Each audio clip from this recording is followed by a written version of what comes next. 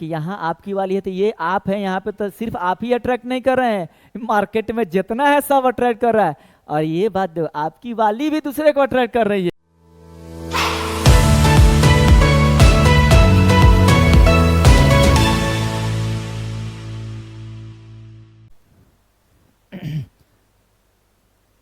जय हिंद बच्चों। और बच्चों क्या हालचाल?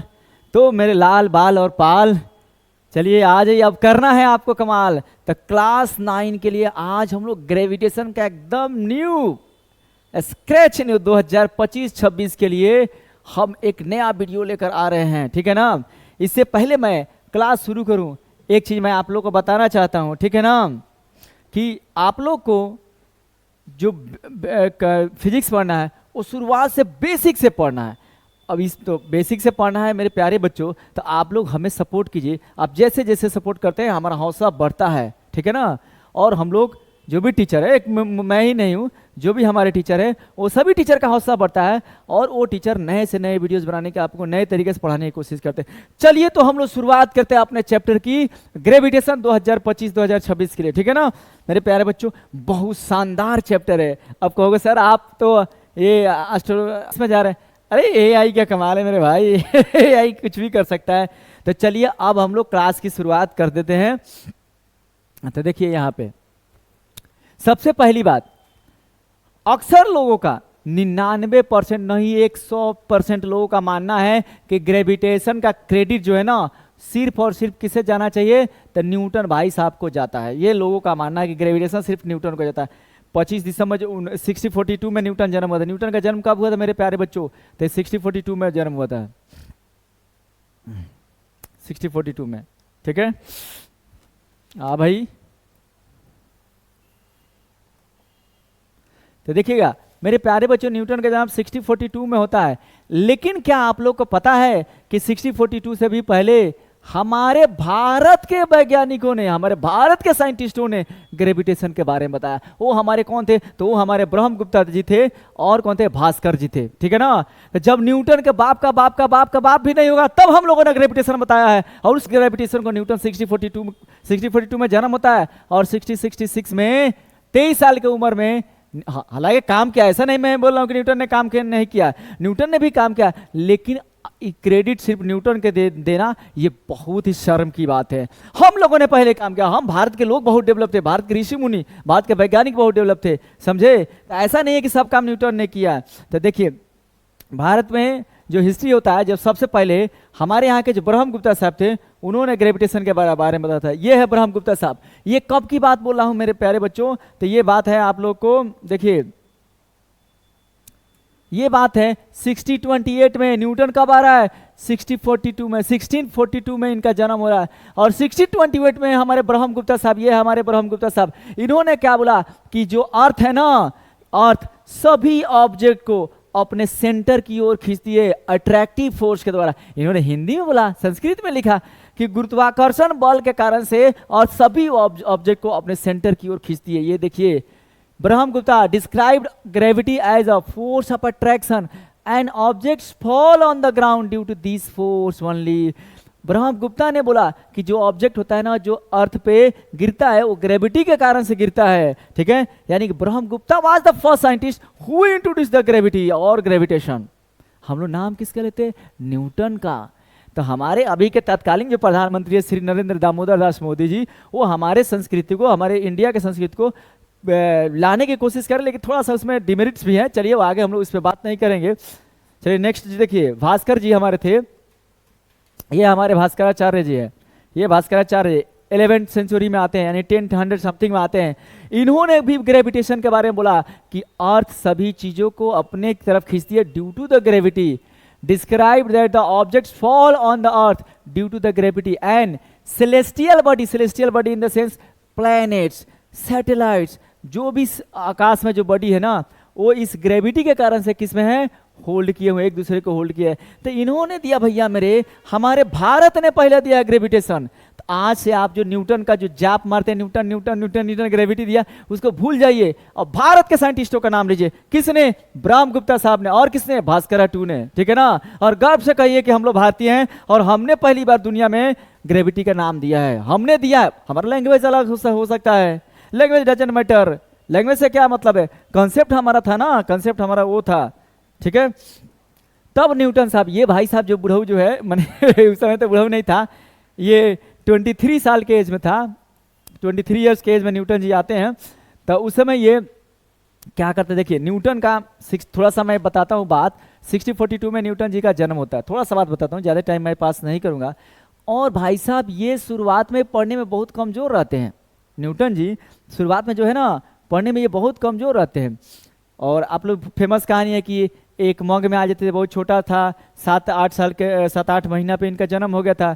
इनके जन्म होने से पहले इनके पापा का देहांत हो गया था। न्यूटन के पापा का क्या हुआ था? देहांत हो गया था, मर गए थे न्यूटन के पापा। न्यूटन के मम्मी ने सेकेंड मैरिज कर लिया। अंग्रेजों में ऐसे चलता है, भारत में तो उस समय सोचना भी नहीं था। मर जाने के बाद, पति के मर जाने के बाद पत्नी उसके चिता पे जलती थी। खैर वो गलत था, लेकिन खैर वो बात छोड़ो। तो 1642 में इनका जन्म होने के बाद इनका एक साथ बहुत ही मतलब विकट परिस्थिति से ये गुजरे, अच्छी स्थिति नहीं थी। और ये बचपन में उतना तेज नहीं थे मेरे प्यारे बच्चों, पढ़ने में उतना तेज नहीं थे। 8 क्लास तक ही वाज ए भोदुआ student. Do you know what is meaning of भोदुआ? अरे पढ़ने में मन लगा, हो रहा है पढ़ाई तो हो रहा है, चलो भाई।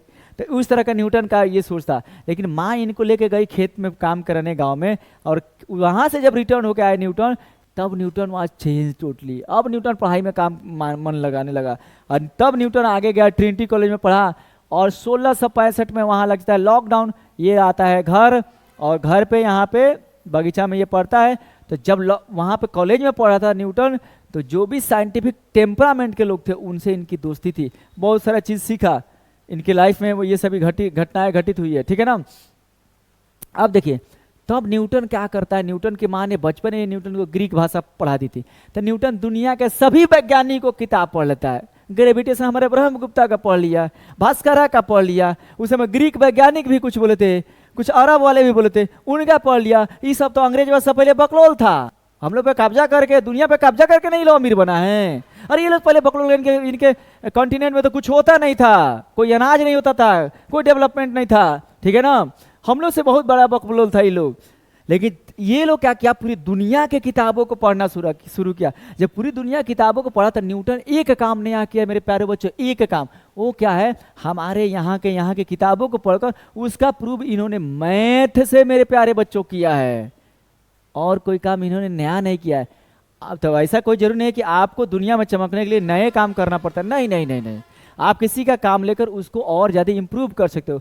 तो पहले के जो साइंटिस्ट थे वो लोग क्या कहते थे? थ्योरी बोलते थे, ठीक है ना। हमारे साइंटिस्ट क्या बोले? ब्रह्मगुप्ता जी क्या बोले कि पृथ्वी जो है ना गुरुत्वाकर्षण बल से सभी वस्तुओं को अपनी ओर आकर्षित करती है। हिंदी में बोले, थ्योरी बोले, कोई मैथमेटिकल प्रूफ नहीं दिए। भास्कर जी वही बोले, भास्कर जी बोले कि सेलेस्टियल बॉडी जो होल्ड किया ना ग्रेविटेशनल फोर्स के कारण से है। लेकिन न्यूटन ने क्या किया? उसको पढ़ा, बोला, और मेरे प्यारे बच्चों क्या किया? उसे मैथ से प्रूव किया। ये न्यूटन के स्पेशलिस्ट है। He combined the physics and mathematics. ये न्यूटन है, इसने ये काम नया किया है। ये फिजिक्स और मैथमेटिक्स को क्या किया? कंबाइन किया है। पहले के लोग फिजिक्स का लॉ देते, प्रूफ नहीं करते, इसने प्रूव किया मेरे प्यारे बच्चों। देखिए तो ये न्यूटन साहब हमारे क्या कहते हैं? न्यूटन साहब कहता है कि दुनिया की सभी वस्तुएं, every object in the universe attract each other. यानी कि मैं इस रूम में फैन को अट्रैक्ट कर रहा हूँ, लैपटॉप को अट्रैक्ट कर रहा हूँ, मेरे 2 रुपया के मोबाइल को अट्रैक्ट कर रहा हूँ, बेंच डेस्क को अट्रैक्ट कर रहा हूँ, बोर्ड को अट्रैक्ट कर रहा हूँ, and every one attracting me also, ठीक है ना। आप रोड पे जा रहे हैं तो जाते हुए कई लोगों को अट्रैक्ट करते हैं, ठीक है ना। जो पसंद में आए उसको भी अट्रैक्ट करते हैं, जो नहीं पसंद में आए उसको भी अट्रैक्ट करते हैं, ठीक है। अब पसंद नापसंद वाला attraction that is different thing. वो हाइपोथैलेमस वाला बात नहीं कर रहे हैं, फिजिक्स की बात हो रही है। Physical attraction, physical attraction means whenever you are attracting anyone you have to apply the force. आप किसी पे फोर्स लगा के उसको खींच रहे हैं, उसको फिजिक्स में अट्रैक्शन कहा जाएगा। यहाँ पर साइकोलॉजी की कोई बात नहीं होती है, ठीक है ना। तो न्यूटन ने बोला दुनिया का सभी ऑब्जेक्ट एक दूसरे को अट्रैक्ट कर रहा है, ठीक है ना। यानी कि यहाँ आपकी वाली है तो ये आप है, यहाँ पे तो सिर्फ आप ही अट्रैक्ट नहीं कर रहे हैं, मार्केट में जितना है सब अट्रैक्ट कर रहा है। और ये बात दो, आपकी वाली भी दूसरे को अट्रैक्ट कर रही है, ऐसा नहीं है। ये है न्यूटन लॉ ऑफ ग्रेविटेशन। तो देखिए, according to the Newton every object in the universe, universe की बात करता है मेरे प्यारे बच्चों, दुनिया की नहीं, यूनिवर्स का, कितना दुनिया उस यूनिवर्स में घुसा हुआ है। Every object in the universe attract every other object with a certain force. ये भाई साहब बोले, तो ये भाई साहब नहीं बोल रहे, भाई साहब लिख रहे हैं, लेकिन बोला किसी और ने पहले बोल चुका है, इनका जन्म से 1000 साल पहले वो बोल चुका है। ये भाई साहब लिखे this force is called gravitational force. क्या ये भाई साहब का बात है? नहीं नहीं नहीं, इनका बात नहीं है, ठीक है ना। तो इन्होंने उसका कॉपी करके इंग्लिश में ट्रांसलेट कर दिया। जोर से बोल, हम कोई भी आएगा मेरे सामने तो मैं बोलूंगा, Newton copied that concept from Brahmagupta and Bhaskara and translated into English. उसने कुछ नया नहीं किया। हाँ, ये नया किया है कि उसने उस कंसेप्ट को प्रूव करने के लिए मैथ का सहारा लिया है, और ये कंसेप्ट हमारा है, हम भारतीय लोगों का है, ठीक है। तो ये न्यूटन साहब ने ये लिख दिया जो हम लोग पहले से ही जानते हैं। अब देखिए, जो हम किसी को जब अट्रैक्ट करते हैं मेरे प्यारे बच्चों, तो I have to apply the force. मैं आपको अट्रैक्ट कर रहा हूँ, अट्रैक्ट इन द सेंस क्या, बस ऐसे देख रहे हैं तो आप अट्रैक्ट हो गए, मनोवैज्ञानिक रूप से अट्रैक्ट। वो क्या बोलते हैं, पहले के ज़माने में था ना, वो जोगी लोग आता था, साधु लोग, ऐसा कहानियों में, I don't believe in it. तो क्या करता था कि किसी लड़की को देखा, सुंदर लड़की के गांव में, तो उसके घर से बोल दिया कि तुम भिक्षा लेके आओ। वो भिक्षा लेके आती थी, तब तक उसके घर में कुछ जादू टोना कर दिया। ऐसा लोग बोलता है कि लड़की अपने आप अट्रैक्ट होकर उसके पीछे पीछे, महात्मा के पीछे चली जाती थी। तो वो अट्रैक्शन की बात यहाँ पे नहीं हो रही है, यहाँ पे फिजिकल अट्रैक्शन की बात है। फिजिकल अट्रैक्शन रियली में अगर मैं किसी को अट्रैक्ट करूंगा तो उसको अपनी ओर खींचूंगा। तो न्यूटन ने क्या बोला मेरे प्यारे बच्चों को, दुनिया का सभी ऑब्जेक्ट दूसरे ऑब्जेक्ट को अट्रैक्ट कर रही है। आपके वाली को सब अट्रैक्ट कर रहा है, आपकी वाली भी सबको अट्रैक्ट कर रही है, ठीक है ना। तो जो अट्रैक्ट करेंगे वो फोर्स लगाएंगे, एक फोर्स लगाएंगे। तो आप कहता है कि ये जो फोर्स ऑफ अट्रैक्शन है बच्चों, ये जो फोर्स ऑफ अट्रैक्शन है, ये अट्रैक्टिव फोर्स है। जो भी हम लोग अट्रैक्ट करें, कैसा फोर्स है? अट्रैक्टिव फोर्स है, ठीक है ना। एक डायरेक्शन में, यानी कि मैं अगर किसी को अट्रैक्ट कर रहा हूं एक डायरेक्शन में, तो वो हमको अट्रैक्ट कर रहा है, ठीक है ना। तो ये एक डायरेक्शन का मतलब ये मत समझना कि न्यूटन का थर्ड लॉ फॉलो नहीं होता है, फॉलो होगा।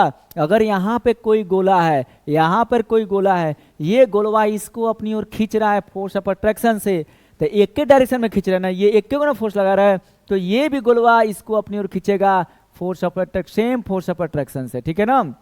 इसका मतलब ये है, इसका मतलब ये मत लिखना, इस मत समझना कि ये न्यूटन थर्ड लॉ हो रहा है फिर भी आप एक डायरेक्शन का है बोल रहे हैं। चलो एक डायरेक्शन हटा भी सकते हैं, वन डायरेक्शन हटा भी सकते हैं। चलो ये बताओ, it is an attractive force, ये यहाँ से सोचना।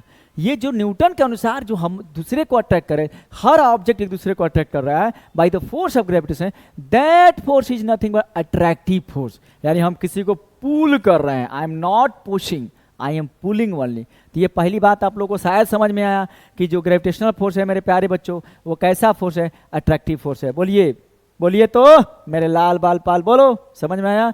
सेकेंड वन देखिए, ये किस तरह का फोर्स है मेरे प्यारे बच्चों? नॉन कांटेक्ट फोर्स है। पहला हम लोग क्या समझे कि ये अट्रैक्टिव फोर्स है, इसको हटा दीजिए, इसमें थोड़ा सा डाउट हमको लगा। पहला क्या है? अट्रैक्टिव फोर्स है। दूसरा हम लोग क्या समझे? नॉन कांटेक्ट फोर्स है। मीन्स अगर हम किसी को अटैक कर रहे हैं फोर्स ऑफ ग्रेविटेशन, मैं उसे टच नहीं कर रहा हूँ, बिना टच के अट्रैक्ट कर रहा हूँ।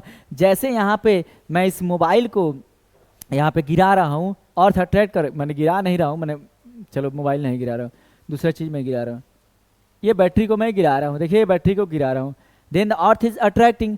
तो ये देखिए बैटरी गिरा नीचे, तो इसको अर्थ अट्रैक्ट कर रहा है, अपनी ओर अट्रैक्ट कर रहा है। तो ये क्या कांटेक्ट करके अट्रैक्ट कर रहा है? क्या अर्थ अपना सूंड निकाल के इसे खींचा है? नहीं ना, बिना कांटेक्ट के। तो नॉन कांटेक्ट फोर्स है मेरे प्यारे बच्चों। तो ये बात शायद आप लोगों को समझ में आई होगी, ये कैसा फोर्स है? तो it is non contact force, ठीक है ना। तो ये बात आप लोगों को समझ में आई होगी। और तीसरी बात देखिए, दुनिया का सबसे वीकेस्ट फोर्स है मेरे प्यारे बच्चों, ये दुनिया का सबसे वीकेस्ट फोर्स है, इससे वीक फोर्स कहीं मिला ही नहीं है, सबसे वीकेस्ट फोर्स है ये दुनिया का, ठीक है ना। और उसके बाद ये चौथी बात देखिए, चौथी बात क्या कहता है? ये न्यूटन के थर्ड लॉ ऑफ मोशन का फॉलो करता है मेरे प्यारे बच्चों। अभी बताए थे, जैसे यहाँ पर है, कौन है? आपके वाली है, यहाँ पे आपकी वाली है, आपकी क्रॉस है, ठीक है, दिख रही है सुंदर ठीक है, और यहां पर है, ये है आप, ये आप है, ये है आप है, दोनों फोटो को एक के लग रहा है। अगर आप अपनी क्रसवा पे फोर्स लगाएंगे एफ, ठीक है ना, तो क्रसवा भी आप पे फोर्स लगा रही है एफ, ग्रेविटेशनल फोर्स, हाउ वाला इमोशनल फोर्स की बात मत करना, ये वो उस पर डिपेंड करता है वो लगाए ना लगाए, बट हम बात करें भैया मेरे किसकी, ग्रेविटेशनल फोर्स की, कि अगर एक क्रसवा तहरा पे फोर्स लगा रही है एफ, तो तुम भी फोर्स लगा रहे हो F, it means it obey the Newton third law of motion, ठीक है ना। तो ये बात समझ में मेरी प्यारे बच्चों आया। स्क्रीनशॉट लेना है तो आप यहाँ से ले सकते हैं स्क्रीनशॉट। चलिए हम नेक्स्ट की तरफ बढ़ते हैं। अब देखिए, अब न्यूटन वो बात कहाँ से बोला था कि every object in the universe attract teacher, अपने बाबूजी के यहाँ से नहीं बोला था, हमारे वैज्ञानिकों का पढ़ा होगा, दूसरे के वैज्ञानिक का पढ़ा होगा, किसी ने इंग्लिश में ट्रांसलेट किया होगा, ग्रीक में ट्रांसलेट किया होगा, तो वहाँ से पढ़ा होगा। लेकिन न्यूटन ने नया काम किया मेरे प्यारे बच्चों। तो न्यूटन ने क्या किया नया काम, कि उसमें जो लॉ पढ़ के अपना दुगो लॉ बोला है, मैथमेटिकल लॉ दिया न्यूटन ने, ठीक है ना। वो मैथमेटिकल लॉ देखिए यहाँ पे क्या करता है। पहला लॉ न्यूटन ने क्या बोलता है, द फोर्स ऑफ अट्रैक्शन, जाउन फोर्स को आप खींच रहे हैं ना, ये जो फोर्स ऑफ अट्रैक्शन है between the two bodies directly proportional to the product of their masses, ये न्यूटन के पहले किसी ने नहीं बोला था, इसमें इसको क्रेडिट देना चाहिए हमें। न्यूटन सेड दैट, हम आपको अट्रैक्ट कर रहे हैं, आप हमको अट्रैक्ट कर रहे हैं, मीन्स मेरे प्यारे बच्चों ये यहाँ एक गोला है, यहाँ पर एक गोलका है, दोनों के बीचवा का डिस्टेंस वहाँ हम लोग मान लेते हैं डी या आर, कुछ भी मान लो, ये सेंटर टू सेंटर डिस्टेंस है मेरे प्यारे बच्चों। इसका मास है m1 और इसका मास है m2, बोलिए कोनो दिक्कत है? तो कहोगे सर यहाँ पे तो हजारों आप बोल रहे हैं, एवरीवन अट्रैक्टिंग ईच वन, तो एवरीवन का हम कंसेप्ट बना सकते हैं, दो के बीच में पहले बात कर लिया जाए, दो के बीच में पहले फरिया लिया जाए, उसके बाद दुनिया से देखा जाएगा। तो अब कहता है ना कि इन दोनों के बीच में जो फोर्स ऑफ अट्रैक्शन लग रहा है, हई गोलवा एकरा खींच रहा है, आ मेरी तरफ आओ, और ये गोलवा इसको खींच रहा, आओ मेरी तरफ आओ।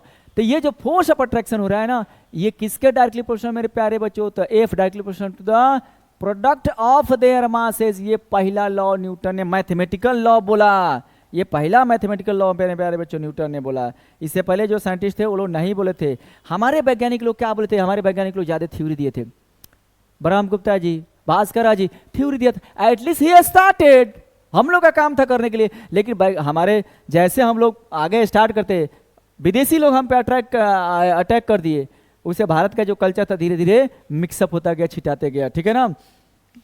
ये पहली बात बोल दिया कि the force of attraction between two bodies directly proportional to the product of their masses, ये पहला बात बोला, ठीक है ना। और दूसरा बात बोलता है कि जॉन फोर्स वाई लग रहा है ना, ये दोनों के बीच के डिस्टेंस के स्क्वायर के मेरे प्यारे बच्चों इनवर्सली प्रोपोर्शनल है, ये डिस्टेंस के स्क्वायर के inversely proportional. In the sense F inversely directly same लिखते हैं, बस है नीचे स्क्वायर करेंगे तो इसको पढ़ेंगे इनवर्सली प्रोपोर्शनल पढ़ेंगे। ये दो लॉ न्यूटन ने दिया और किसी ने नहीं दिया, ये न्यूटन को हम क्रेडिट देते हैं। तो पहले न्यूटन, पहले देखिए पहले न्यूटन क्या बोला, हमारे यहाँ से कॉपी करके बोला, क्या बोला, दुनिया का सब ऑब्जेक्ट एक दूसरे को अट्रैक्ट कर रहा है, लॉ ऑफ ग्रेविटेशन बोलेंगे, कौन सा law, universal law of gravitation बोलेंगे या न्यूटन्स लॉ ऑफ ग्रेविटेशन बोलेंगे। फिर तुमको बात ये लिखना है, the force of attraction between two objects is directly proportional to their product of their masses and inversely proportional to the square of distance between them। तो डिस्टेंस का square को नीचे कर देंगे तो इनवर्सली प्रोपोर्शनल होता है। जब दोनों को बच्चों कंबाइन किया जाता है तो ये आता है F directly proportional to the m1 m2 upon D square. और जब ये प्रोपोर्शनल साइन बच्चों हटाया जाएगा तब यहाँ पे क्या आएगा, F equal to G m1 m2 upon D square. ये फॉर्मूला का क्रेडिट हमें न्यूटन को देना चाहिए, ये फॉर्मूला का क्रेडिट जाता है मेरे प्यारे बच्चों, ये न्यूटन को जाता है, ये फॉर्मूला न्यूटन ने दिया। माने न्यूटन ने यहाँ तक बोला, आगे जी का वैल्यू, जी का मान और साइंटिस्टों ने निकाला, जी का वैल्यू फिर निकाला गया कैवेंडिश के द्वारा। कैवेंडिश जी का क्या बोलता है, G equal to 6.67 10 to the power -11 होगा, और इसका एस यूनिट निकाला गया था newton metre square KG per KG square. कैसे लिखेगा एस यूनिट, देखिए ये न्यूटन, ये ऊपर जाएगा तो meter square, mass into mass kg, kg ऊपर जाएगा तो केजी नीचे आएगा तो केजी स्क्वायर। तो ये जी का एसआई यूनिट भी ध्यान में रखिए, ये जी का एसआई यूनिट। जी को क्या बोला गया मेरे प्यारे बच्चों, G is called universal gravitational constant because the value of G never changes. अब आप देखिए, सुनिए, एक बात समझिए, बहुत मस्त सी समझिए, कहीं छोड़ के नहीं जाना है वीडियो, लास्ट तक देखना है। अगर मेरा काम अच्छा है तो प्लीज शेयर एंड सब्सक्राइब। यहाँ पे दो ऑब्जेक्ट मैं ले रहा हूँ, ये मेरा मोबाइल ले रहा हूँ और ये मैं ये रिमोट ले रहा हूँ। ये दोनों के बीच में सपोज कीजिए 1 मीटर का डिस्टेंस है, दोनों का मास कुछ ले लीजिए, मान लीजिए इनके बीच का फोर्स कितना है 1 न्यूटन। कहाँ पे? एयर में। If same distance same object is kept in water the force is 1 meter only, 1 newton only. आप मरकरी पे चले जाइए, किसी दूसरे प्लेनेट पर चले जाइए, दूसरे गैलेक्सी पर चले जाइए, the force is 1 newton only. यानी कि आप डिस्टेंस सेम रख रहे हैं, मास सेम रख रहे हैं, तो आपके कहीं भी जाइए ये वैल्यू चेंज नहीं करता है। तो इसलिए जी का वैल्यू को फिक्स किया गया, इसका नाम क्या दिया गया? तो universal gravitational constant, universal gravitational constant बोला गया बच्चों, कांस्टेंट। ठीक है मेरे प्यारे बच्चों, ये बोला गया जी को। ये बात समझ में आया? यानी कि यहाँ पे समझिएगा, मैं पहले पॉइंट पे ज़्यादा समय इसलिए दे रहा हूँ बिकॉज मैं चाहता हूँ कि आपके दिमाग में ग्रेविटेशन को ऐसे डाला जाए कि आप स्टूडेंट नहीं रहे, आप टीचर बन जाए। न्यूटन कहाँ से चुराया यूनिवर्सल ऑफ ग्रेविटेशन? हमारे साइंटिस्टों से। क्या बोला? कि दुनिया का हर ऑब्जेक्ट दूसरे को अट्रैक्ट करता है, लेकिन नया क्या बोला? तो हई दुगो लॉ नया याद रखिएगा। The force of attraction is directly proportional to the product of their masses and force of attraction is inversely proportional to the square of distance between them. ये दोनों को कंबाइन करके हई लॉ बना दीजिएगा, F = G m1 m2 बटा d², where G का value 6.67 10⁻11 Newton metre square के पर kg स्क्वायर होता है। और इसको जी को क्या बोला गया? यूनिवर्सल ग्रेविटेशनल कांस्टेंट, जो किसने निकाला है? कैवेंडिश ने निकाला है। तो ये आपका न्यूटन लॉ ऑफ ग्रेविटेशन समझ में आया? इसी का तो नाम है यूनिवर्सल लॉ ऑफ ग्रेविटेशन मेरे प्यारे बच्चों, यूनिवर्सल लॉ ऑफ ग्रेविटेशन इसी को बोला जाता है, क्योंकि यूनिवर्स में ये कहीं भी लागू होता है, इसलिए यूनिवर्सल लॉ ऑफ ग्रेविटेशन बोला जाता है। बोलिए अब समझ में आया? चलिए तो लाइक कीजिए, अगर समझ में आता है तो लाइक कीजिए।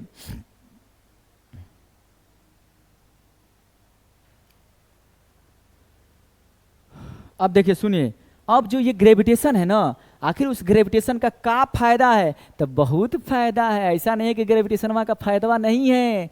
जो हम लोग, ये हमारी दुनिया है, ये हमारी अर्थ है मेरे प्यारे बच्चों। ये देखिए, ये हमारी धरती माँ है, यानी कि अर्थ है। ठीक है ना? अरे कैसे गोला बना समझ लो यार, ये अर्थ है। और हम जानते हैं कि हम अर्थ के ऊपर घर बना के रहते हैं, अर्थवे में से खाना खाते हैं, और इस अर्थ के चारों तरफ कुछ डिस्टेंस पे एयर का पूरा ये बंडल है, स्ट्रीप है, एयर है, जिसे हम लोग क्या बोला जाता है? एटमॉस्फेयर बोला जाता है। Air particles are there. और ये एटमॉस्फेयर नहीं रहता अगर अर्थ का ग्रेविटेशनल फोर्स नहीं रहता। ध्यान दीजिएगा, अर्थ के ग्रेविटेशनल फोर्स को हम लोग बोलेंगे ग्रेविटी बोलेंगे। साधारण किसी का ग्रेविटेशनल फोर्स को फोर्स ऑफ ग्रेविटेशन बोलेंगे, बट अर्थ के ग्रेविटेशनल फोर्स का स्पेशल नाम दिया गया है कि ग्रेविटी, फोर्स ऑफ ग्रेविटी। जब कोई फोर्स ऑफ ग्रेविटी बोला है, it means he is saying about the earth gravitational force. तो ये अर्थ के चारों तरफ इतना दूरी तक जो एयर को बाउंड करके रखा है, ऑक्सीजन को, नाइट्रोजन को, कार्बन डाइऑक्साइड को, ये कौन बाउंड करके रखा है? तो इसका फोर्स ऑफ ग्रेविटी बाउंड करके रखा है मेरे प्यारे बच्चों। तो इसका पहला एप्लीकेशन क्या हुआ ग्रेविटेशनल फोर्स का? कि atmosphere is bounded around the earth due to the force of gravity. Second देखिए, जो ग्रेविटेशनल फोर्स है ना, ये हमारा सन है, ये हमारे सूरज भगवान है। तो सन का देखिए यहाँ पे ये मरकरी है, वेनस है, अर्थ है, मार्स है, फिर से बहुत सारे कॉमेट है, मेटियोर्स है, ये जुपिटर है, सैटर्न है, यूरेनस है, नेपच्यून है। ये सभी जो प्लैनेट्स आप लोग देख रहे हैं, ये सन के चारों तरफ ये मूव करते हैं, सन के चारों तरफ ये मूव करते हैं। ये प्लैनेट अपने पर्टिकुलर जगह पर क्यों है? क्योंकि इन प्लैनेट का और बीच में ग्रेविटेशनल फोर्स लग रहा है। अब कहोगे कि सर जब ये सन ग्रेविटेशनल फोर्स लगा रहा है, इस प्लेनेट के ऊपर ग्रेविटेशनल फोर्स लगा है, तो सनमा का अंदर ही काहे नहीं चला जाता है? मान लीजिए यहाँ पर सन है, यहाँ पे समझिए ये सन है, यहाँ पे एक प्लेनेट है मरकरी, तो मरकरी के पीछे वेनस थोड़ा कुछ इधर उधर है, अप एंड डाउन। अर्थ किधर ऐसे है, तो एक मरकरी का हम एग्जाम्पल ले रहे हैं। तो मरकरी पे मान लीजिए सन फोर्स लगा रहा है 100 न्यूटन, तो इस पे ये भी तो फोर्स पीछे की तरफ लगाएगा, ये भी लगाएगा, कुछ प्लेनेट पीछे रहेगा वो भी लगाएगा, तो सब लोग मिल के मरकरी अब खींचता है, नहीं सन में तुमको घुसने नहीं देंगे, हम लोग तुमको बैलेंस करके रखेंगे। अब ये रोटेट करेगा तो सभी लोग रोटेट करता है, तो इस तरह सोलर सिस्टम को ग्रेविटेशनल फोर्स जो है ना ये होल्ड करके रखता है। तो हमारा ग्रेविटेशनल फोर्स का दो फायदा, एक तो हमारा एटमॉस्फेयर के चारों तरफ जो वायु है, जो हवा है, उसका जो स्ट्रिप बना हुआ है ड्यू टू ग्रेविटेशनल फोर्स, दूसरा सोलर सिस्टम को जो प्लेनेट को, सैटेलाइट को, मेटियोर को जो होल्ड करके रखा ग्रेविटेशनल फोर्स, और तीसरा इसका फायदा है कि जो हम लोग आसानी से चल पाते हैं, हम पे ग्रेविटेशनल फोर्स लग रहा है और एटमॉस्फेरिक प्रेशर लग रहा है, उसके कारण से हम लोग आसानी से चल पाते हैं। तो इसका फायदा तो है मेरे प्यारे बच्चों, ऐसा नहीं है कि इसका फायदा नहीं है।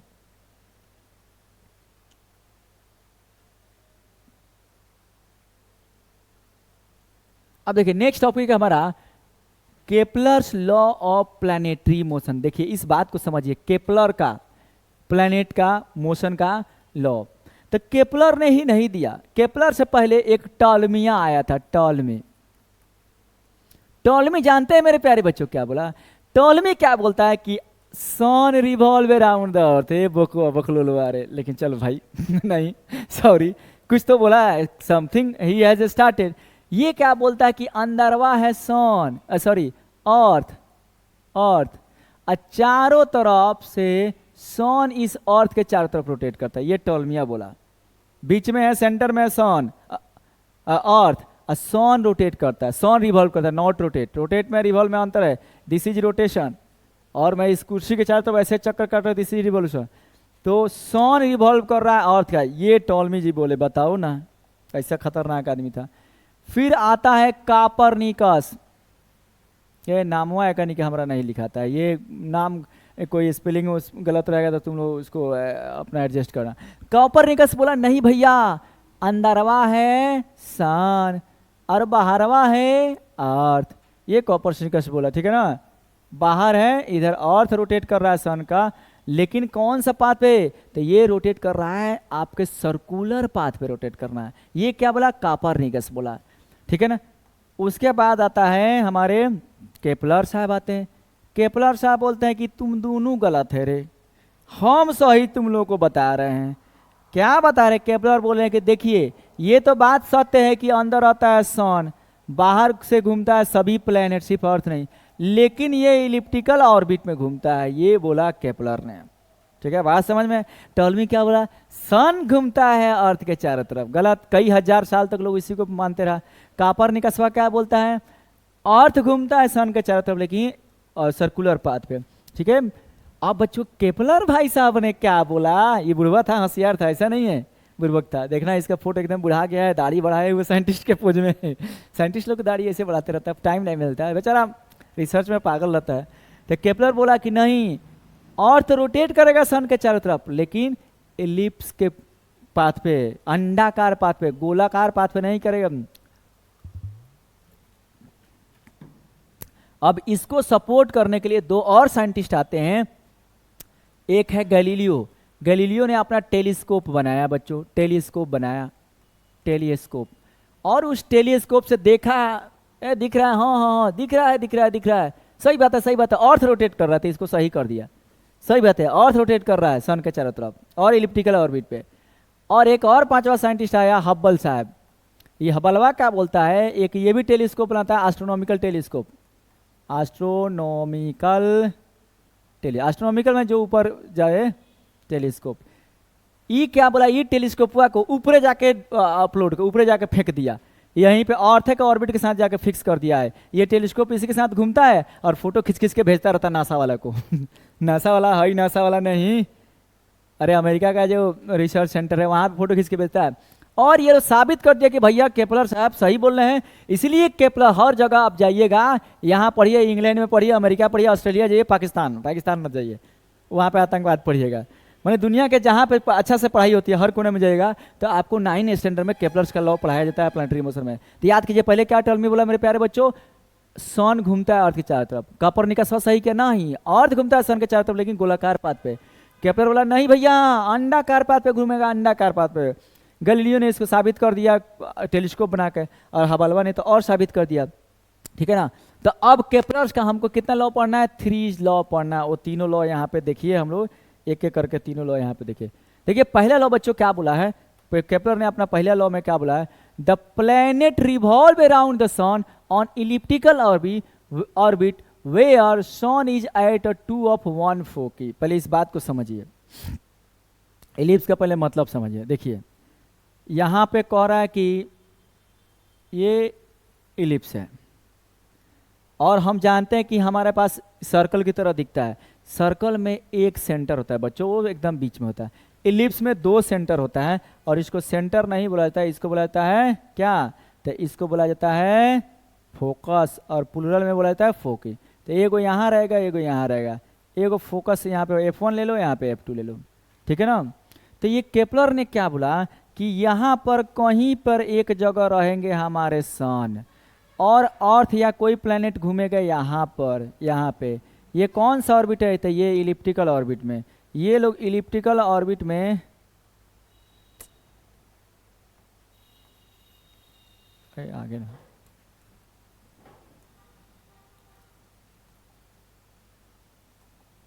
ठीक है ना, ये लोग ऐसे इलिप्टिकल ऑर्बिट में ऐसे ये लोग घूमता रहता है, ऐसे इलिप्टिकल ऑर्बिट में घूमेगा। ये पहली बात बोला था, इतना बात समझ में आया। द प्लेनेट माने हई, अर्थ, मरकरी, वेनस, मीभिया, मार्स, ये सब प्लेनेट रिवॉल्व घूमेगा अराउंड द सन, सन के चारों तरफ, ऑन इलिप्टिकल ऑर्बिट, ये अंडाकार पाथ पे, वेयर जहां सन इज एट 2 of 1 फोकी, जहां सन या तो यहाँ आराम करेंगे या यहाँ आराम करेंगे। ये केपलर का पहला लॉ समझ में आया, तो थंब दीजिए, ठीक है। ये केपलर ने पहला लॉ बोला, ठीक है ना। उसके बाद देखिए केपलर ने दूसरा लॉ क्या बोलता है। केपलर देखिए दूसरा लॉ क्या बोलता है। दूसरा लॉ क्या बोलता है कि केपलर देखिए, केपलर करता है कि जब प्लैनेट जो रिवॉल्व कर रहा है ना सन के चारों तरफ, वो ऐसे रिवॉल्व कर रहा है कि इक्वल टाइम इंटरवल में इक्वल एरिया कवर करेगा। इक्वल टाइम इंटरवल मेरे प्यारे बच्चों इक्वल एरिया कवर करेगा।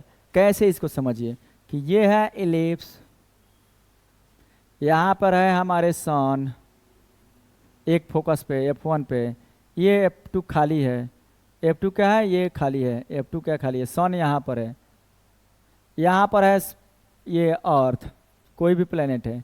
सपोज कि अर्थ यहाँ से यहाँ तक आने में, यहाँ से यहाँ तक आने में, A से B तक आने में इसको 1 मंथ लगा बच्चों। A से B तक आने में अर्थ को 1 मंथ लगा, मान लीजिए अर्थ को A से B तक आने में 1 मंथ लगा। और कहीं यहाँ पर C से D तक आने में भी कितना लगा, 1 मंथ लगा। C से D तक आने में भी कितना लगा, ये भी 1 मंथ लगा। तो कहता है कि इक्वल टाइम इंटरवल में ये जो एरिया कवर होगा बच्चों, और उतना ही टाइम इंटरवल में जो ये एरिया कवर होगा, ये दोनों एरिया बराबर होगा। यही केपलर का सेकेंड लॉ कहता है। In equal time interval the planet sweep equal area, sweep माने काटेगा। तो इसलिए जब सन से दूर रहेगा ना, ओ सॉरी है बना दिया, वो गलती हो गया जी। ये यहाँ से हम लोग इसको ज्वाइन कराएंगे, यहाँ से, सॉरी ये देखिए यहाँ से ज्वाइन कराएंगे, यहाँ से ज्वाइन कराएंगे, या माई बैड यहाँ से ज्वाइन।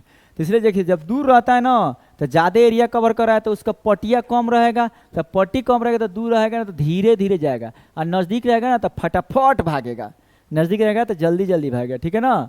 ये दूसरा लॉ बोला।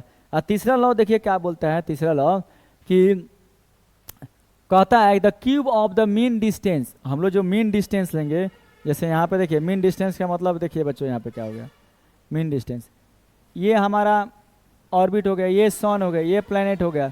तो एगो यहाँ से डिस्टेंस ले लिए, एगो यहाँ से, एगो यहाँ से, एगो यहाँ से, एगो यहाँ से, सब डिस्टेंस निकाल कर जो उसका एवरेज निकाले बच्चों, तो वो आ गया मीन डिस्टेंस आ गया। उसको आर से डिनोट कर रहे हैं, मीन डिस्टेंस को आर से। तो कह रहा आर का क्यूब डायरेक्टली प्रोपोर्शनल होगा टी का स्क्वायर का। टी क्या है, तो टी बच्चों वहाँ का टी है जो हमारा टाइम पीरियड है, यानी कि एक प्लैनेट को घूमने में जितना टाइम लगा वो टाइम पीरियड है बच्चों टी। तो ये बोला आर का क्यू टी के स्क्वायर के डायरेक्टली प्रोपोर्शनल बोला। ये तो बोला तीसरा लॉ। ये 3 बात बोला, 3 बात एकदम समझ लीजिए खूब बढ़िया से। पहला बात बोला केपलर कि every planet revolve around the sun on elliptical orbit where sun will be any one of the foci. दूसरा बात बोला in equal time interval equal area is sweep. तीसरा टाइम बोला R cube directly proportional to T square where R is the average distance and T is the average time. यही तो बोला।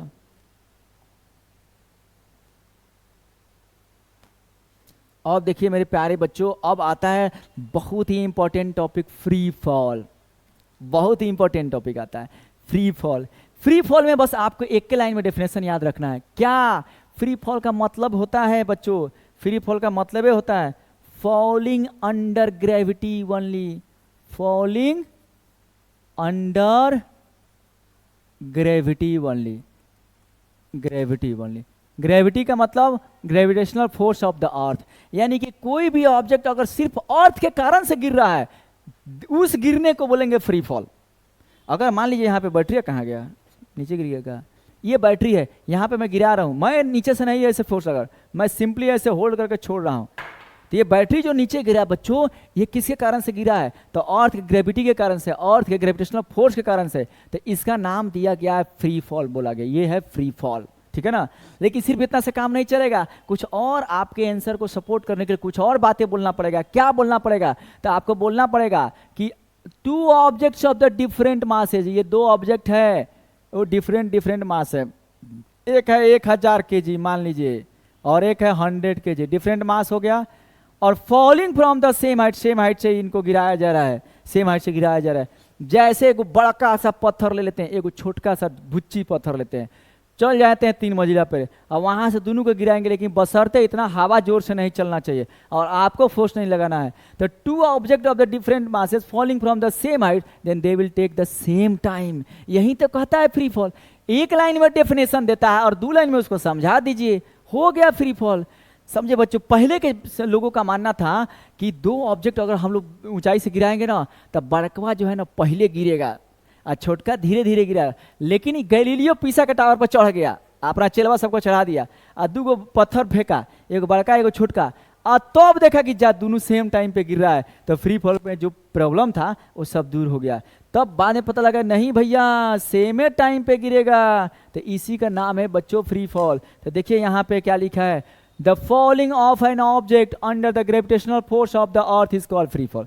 सिर्फ और सिर्फ ग्रेविटेशनल फोर्स लगेगा अर्थ का, तब भी उसका नाम है फ्री फॉल, नहीं तो नहीं है, नहीं तो नहीं है, नहीं तो नहीं है। ना तो एयर रेजिस्टेंस लगना चाहिए बच्चों, और ना और कोई फोर्स लगना चाहिए, तब उसको फ्री फॉल नहीं बोलेंगे, ठीक है। अब देखिए यहाँ पे क्या बोलता है, in free fall except gravity all forces like air resistance magnetic must be zero. Free fall मतलब फ्री फॉल, हमार है तो हमरे नहीं कहता है वो मेरी है, अब सिर्फ मेरी है। तब फ्री फॉल का मतलब अर्थ कर रही है कि हमारे अलावा कोई दूसरा फोर्स लगाएगा तो फ्री फॉल नाम नहीं दिया जाएगा। तो एयर रेजिस्टेंस मैग्नेटिक ये सब फोर्स क्या होना चाहिए, शुड बी जीरो होना चाहिए, ठीक है ना। तब देखिए पहले लोगों का मानना था ना कि लाइटर ऑब्जेक्ट है ना वो धीरे धीरे गिरेगा, और जो बड़ा ऑब्जेक्ट वो पहले गिरेगा। लेकिन ये कॉन्सेप्ट किसने प्रूव कर दिया? ये गैलीलियो साहब आते हैं, गैलीलियो आया, prove by dropping 2 stones of the different masses from the tower of the Pisa and prove that both the object will take the same time. यही तो फ्री फॉल है। यानी कि अगर डेफिनेशन कोई पूछे तो फ्री फॉल में falling under gravity only is called free fall. फिर उस डेफिनेशन को सपोर्ट करने के लिए 2 लाइन बोलना है, 2 ऑब्जेक्ट एक बड़का एक छोटका है, दोनों को एक सेम हाइट से गिराया जाए तो सेम टाइम ले रहा है। इसको प्रूव किसने किया? तो गैलीलियो ने। पहले लोगों का क्या मानना था, बड़का पहले गिरेगा छोटका बाद में गिरेगा। लेकिन फ्री फॉल होने के लिए आपका एयर तेयर कुछ भी नहीं होना चाहिए, ठीक है। ये तो फ्री फॉल है। अब देखिए फ्री फॉल को सपोर्ट करने के लिए, अब फ्री फॉल में सेम टाइम क्यों लेता है? क्योंकि सब पे एक्सेलरेशन सेम लग रहा है, यही तो आगे हम लोग प्रूव किया जाएगा, acceleration due to gravity. Free fall में सब पे हम पे सेम एक्सेलरेशन लग रहा है, यही तो प्रूव करना है। देखिए एक्सेलरेशन ड्यू टू ग्रेविटी, ये है हमारी धरती माता है, ठीक है ना। यहाँ इनका सेंटर है, यहाँ कहीं पे माँ का सेंटर कहीं यहाँ पे है, धरती का सेंटर है, अर्थ का सेंटर है यहाँ पे, ठीक है ना। ये इनका रेडियस है, ये है रेडियस, अर्थ का रेडियस है आर, ठीक है ना। रेडियस कितना किलोमीटर होता है? 6400 किलोमीटर होता है बच्चों। यहाँ पे कोई एक ऑब्जेक्ट यहाँ रख दिए, यहाँ पर कोई एक ऑब्जेक्ट रख दिए, कुछ दूरी पर रख दिए यहाँ पे, और से कुछ दूरी पे 1-2 मीटर दूरी पर। तो जब यहाँ तक 6400 किलोमीटर आर है, तो यहाँ तक आर लेने में कोनो दिक्कत है आप लोग को? तो ये पूरा हम आर ले लेते हैं। क्यों?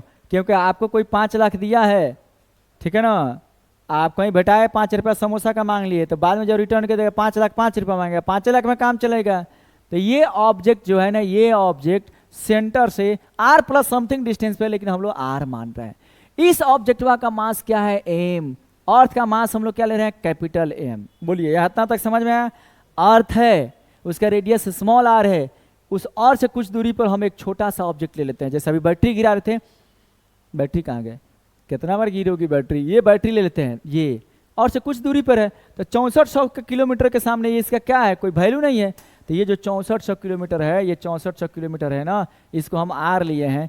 यहाँ पे मान लिया 2-3 किलोमीटर है, तो इसको हम लोग नेग्लेक्ट कर दिए हैं, मान लिए कि आर ए है। तो ये पूरा दूरी हमारा कितना हो गया, ये पूरा दूरी हो गया आर।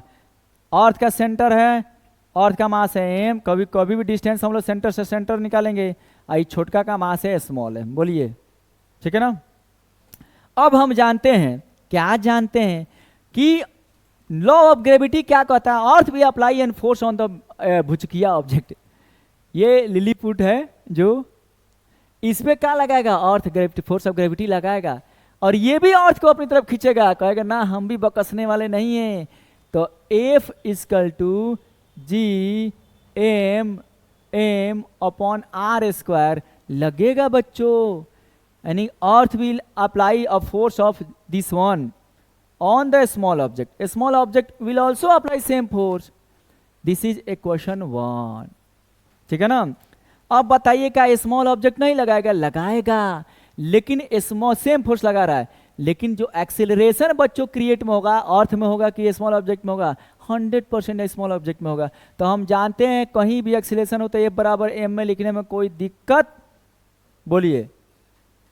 ये फोर्स ऑफ ग्रेविटी लगा और एक्सीलरेशन इसमें क्रिएट हो रहा है, तो इस पे कितना फोर्स लगा, तो इस पे F बराबर m में फोर्स लगा। दोनों इक्वेशन में LHS में F है, LHS बराबर तो RHS बराबर करना आप लोग को जानते हैं कि LHS जब बराबर होता है तो RHS बराबर हो जाता है। तो लिखेंगे from equation 1 and equation number 2, equation 1 और इक्वेशन 2 से LHS इक्वल है।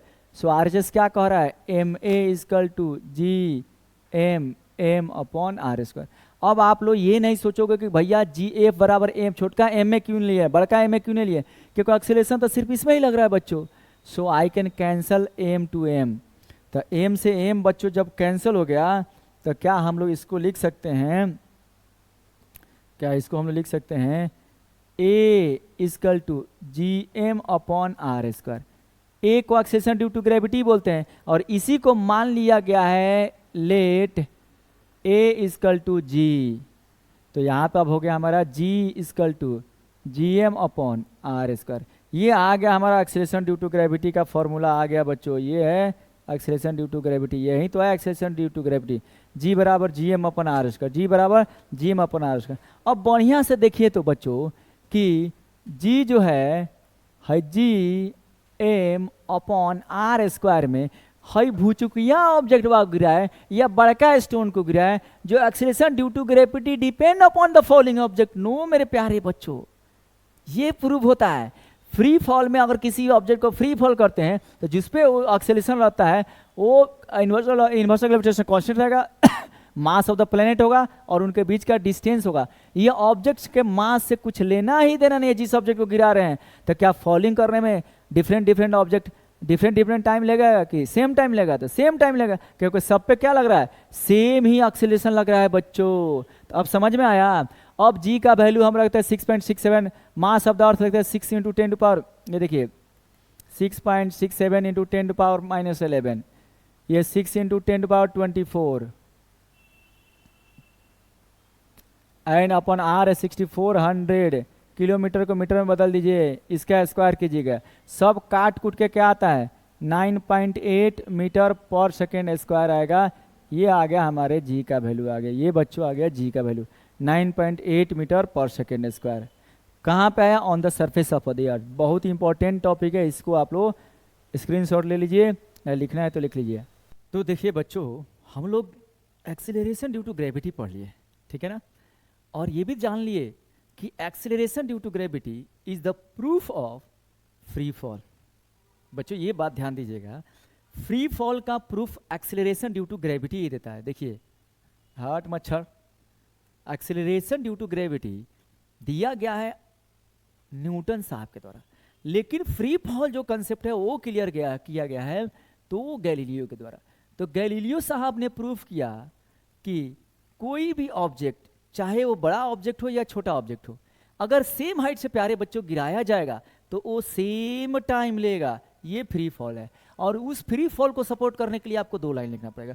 यानी कि कोई बोलेगा फ्री फॉल क्या है, तो बस आपको इतना लिखना है फ्री फॉल में कि falling under gravity only is called free fall.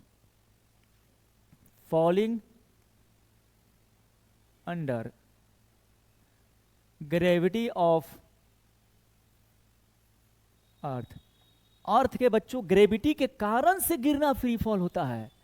But इस फ्री मतलब अगर आप किसी भी ऑब्जेक्ट पे कोई फोर्स नहीं लगा रहे, सिर्फ अर्थ का ग्रेविटी लग रहा है, उस घटना का नाम, उस फेनोमेना का नाम है फ्री फॉल मेरे प्यारे बच्चों।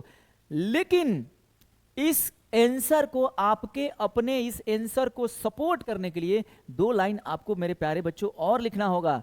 वो 2 लाइन क्या है, तो वो 2 लाइन है बच्चों कि ये आप बना के लिखिएगा। पहले ये फ्री फॉल पूछेगा तो ये बात पहला 1 लाइन लिखिएगा, falling under the gravity of earth और any planet is called free fall. और उस आंसर को सपोर्ट करने के लिए आपको 2 लाइन और लिखना है। क्या लिखना है, when 2 object of different masses और when 2 object of different masses are falling from the same height they will take same time. यही तो गैलीलियो ने प्रूव किया।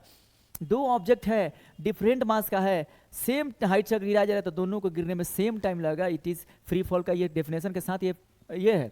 और उसके बाद ये जो अभी हम प्रूव कराए हैं G = gm/r², ये आपका जानते हैं कि न्यूटन साहब का ये स्पेशलिस्टी है। क्या स्पेशलिटी है कि वो कोई भी कंसेप्ट को मैथ्स के द्वारा प्रूव करते हैं बच्चों। तो न्यूटन साहब ने बता दिया कि भैया 2 ऑब्जेक्ट गिर रहा है ना, 2 ऑब्जेक्ट गिर रहा है, तो उन दोनों ऑब्जेक्ट के, देखिए है 2 ऑब्जेक्ट गिर रहा है, सेम हाइट से मेरे प्यारे बच्चों गिर रहा है, तो इनको गिरने में यहां तक आने में सेम टाइम t लगता है। वाई?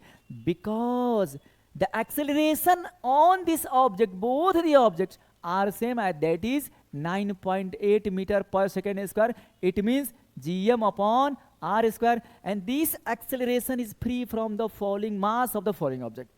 ये बात बढ़िया से समझ लीजिए बच्चों। यानी न्यूटन साहब ने ये प्रूव किया, मैथ से प्रूव किया कि जो ऑब्जेक्ट गिर रहा है, इस गिरने के, इसके मास से फ्री फॉल का कोई लेना देना नहीं है बच्चों। जो इस पे जो एक्सेलरेशन लग रहा है ना, उस एक्सेलरेशन में acceleration due to gravity universal gravitational constant है, मास ऑफ द प्लेनेट है, जो प्लेनेट पे गिर रहा है, अर्थ पे गिर रहा है तो अर्थ का मास, और जितना दूरी से गिर रहा है वो दूरी का स्क्वायर, ये है मतलब सेंटर से, अर्थ के सेंटर से वो डिस्टेंस स्क्वायर ले रहे हैं। तो इसमें इस ऑब्जेक्ट के मास से कोई लेना देना नहीं है। यही कारण है। तो न्यूटन ने क्या किया, न्यूटन ने फ्री फॉल का मैथमेटिकल प्रूफ दिया एक्सेलरेशन ड्यू टू ग्रेविटी देकर। ये बात ध्यान रखिएगा, Newton gave the mathematical proof of the free fall by giving the formula of acceleration due to gravity. ये बात एकदम क्लियर कर लीजिए। और न्यूटन बताना चाहते थे कि भैया जो ऑब्जेक्टिवा गिर रहा है ना, ये ऑब्जेक्टिवा पे लगने वाला एक्सेलरेशन 9.8 मीटर पर सेकंड स्क्वायर है, and that acceleration is free from the mass of the falling object. ये बात ध्यान में रख लीजिएगा एकदम, ठीक है। अब देखिए यहाँ पे आपके टॉपिक है, ये टॉपिक है, हम लोग शुरुआत में पढ़िए बच्चों। तो इन दोनों के बीच हम लोग पहले डिफरेंस क्रिएट करते हैं। पहला डिफरेंस यहाँ पे आपके सामने है, ये वेरीड एट एवरी पॉइंट। ये किसकी बात कर रहे हैं, स्मॉल जी। स्मॉल जी आपका फिक्स नहीं रहेगा, ये वेरी करेगा प्यारे बच्चों, ठीक है ना। सरफेस ऑफ द अर्थ पे ये स्मॉल जी है, ये हमारा इक्वेटर है, this is pole, this is our pole. यहाँ पे जी का वैल्यू 9.8 रहता है। जैसे प्यारे बच्चों हम ऊपर जाते हैं, दिस विल डिक्रीज, खोद के नीचे जाते हैं, दिस विल डिक्रीज, सेंटर पे पहुंच जाएंगे जी हो जाएगा 0, एक पर्टिकुलर हाइट पे जाएंगे जी हो जाएगा 0। It means acceleration due to gravity is vary due to height, due to depth, due to rotation, due to the shape of the earth. सबके कारण से वेरी कर रहा है। हाइट पे जा रहे हैं तब डिक्रीज हो रहा है, डेप्थ पे जा रहे हैं तब डिक्रीज हो रहा है। यहाँ पे आ रहे हैं तो इस रेडियस के कारण से ये छोटा बड़ा है, भले दिख नहीं रहा है, बड़ा है। ऐसे एक्चुअली अर्थ ऐसे होता है, थोड़ा सा नारंगी शेप का होता है। तो ये इक्वेटर का रेडियस बड़ा होता है, ये पोल का रेडियस छोटा होता है। तो यहाँ पे जी का वैल्यू जीई और यहाँ का जी का वैल्यू जीपी। तो GP is greater than GE होता है। तो ये देखिए जी का वैल्यू वेरी कर रहा है, जी का वैल्यू, स्मॉल जी का value, acceleration due to gravity is vary. If we are going on the height, g is decreasing. We are going on the depth, g is decreasing. We are going on the equator, g is decreasing. ठीक है ना। तो जी तो कम base हो रहा है। तो ये क्या पहला पॉइंट आप लोग समझे कि जी जो है ना ये वैरी करता है एवरी पॉइंट पे। बट यूनिवर्सल ग्रेविटेशनल कांस्टेंट जो कैपिटल जीवा है क्या ये वैरी करेगा? नहीं। 6.67 इंटू 10 के पावर -11 हर जगह इसका वैल्यू प्यारे बच्चों आना है तो आना है, इसमें तो कोई दिक्कत, कोई डाउट, कोई समस्या की बातें नहीं है। तो पहली बात यह। दूसरी बात समझिए, ये वेक्टर क्वांटिटी है। एक्सेलरेशन ये वेक्टर क्वांटिटी हम पहले से जानते हैं, acceleration and force is a vector quantity, ठीक है ना। तो ये वेक्टर क्वांटिटी है, ये कांस्टेंट है, ये स्केलर क्वांटिटी है, बस इसमें कोई डायरेक्शन नहीं है। ये बात तो सब लोगों को क्लियर होगा। तीसरी बात देखिए, इसका वैल्यू जो होता है ना 9.8 मीटर पर सेकेंड स्क्वायर कहाँ पे होता है? On the surface of the अर्थ। इसका वैल्यू कहाँ पे होता है? कहीं भी जाइए 6.67 इंटू 10 टू द पावर -11 होता है बच्चों। तो ये वैल्यू का डिफरेंस हो गया। तो ये कुछ डिफरेंस देखते जाइए, ठीक है ना। और ये क्या हो गया? सेकेंड स्क्वायर कौन खा गया जी? एस यूनिट होता है ना metre per second square, S unit is metre per second square, और S unit is newton metre square kg to the power -2 यानी per KG square, newton metre square kg के power -2। तो ये आपका small जी और कैपिटल जी में difference है। एक डिफरेंस और लिख सकते हैं, it is called acceleration due to gravity, it is called universal gravitational constant. एक जी और एक डिफरेंस आप भी लिख सकते हैं, ठीक है। ठीक है बच्चों, नेक्स्ट टॉपिक चला जाए। देखिए नेक्स्ट टॉपिक आ रहा है equation of motion for the free fall. What is equation of motion? तो हम लोग फर्स्ट चैप्टर में 3 इक्वेशन ऑफ मोशन पढ़े थे ना, v equal to u plus a t, ये तो हम लोग पढ़े हैं, v equal to u plus a t मेरे प्यारे बच्चों पढ़े हैं, ठीक है ना। s equal to u t plus 1/2 a t square पढ़े हैं, and v square equal to u square plus 2as where s is nothing but s is the distance और डिस्प्लेसमेंट। ये बात आप लोगों को पहले से जानते हैं। अब देखिए मेरे प्यारे बच्चों, यहाँ पे हम ये जानते हैं कि हम लोग जब फ्री फॉल के लिए केस लिखेंगे तो फ्री फॉल में क्या लिखेंगे हो? तो फ्री फॉल में तो एक को चीज लिखना ही है, a को g से रिप्लेस कर देना है बच्चों। यानी कि आपको क्या करना है, यहाँ पे अगर फ्री फॉल की यही इक्वेशन अगर फ्री फॉल के लिए लिखोगे, v ये रहेगा, u ये रहेगा, ए क्या हो जाएगा? तो ए आपका जी हो जाएगा बच्चों। ए इज नथिंग बट जी, ए और टी टी रहेगा, बस इतने तक काम करना है। भी equal to u plus g t कर देना है, और क्या करना है। अभी यहाँ पे थोड़ा सा दिक्कत है, जब हम ऊपर जाते हैं अगर हमारा मोशन ऊपर रहता है तो जी का वैल्यू नीचे होता है तो माइनस लेंगे। अगर हम ऊपर जाएंगे, हम ऊपर जा रहे हैं, हम लोग ऊपर जा रहे हैं तो जी कहाँ लेंगे? माइनस। हम लोग नीचे आ रहे हैं तो जी क्या लेंगे? प्लस लेंगे। ये थोड़ा बात ध्यान में रखिएगा। ये तो यू भी इक्वल टू क्या होता है? यू प्लस ए टी, ठीक है ना। अब ये नहीं है कि कोई कहेगा कि ए पापा क्या वीडियो चला रहे हैं, ये छोटा यूट्यूबर है, छोटा चैनल वाला, हटाइए।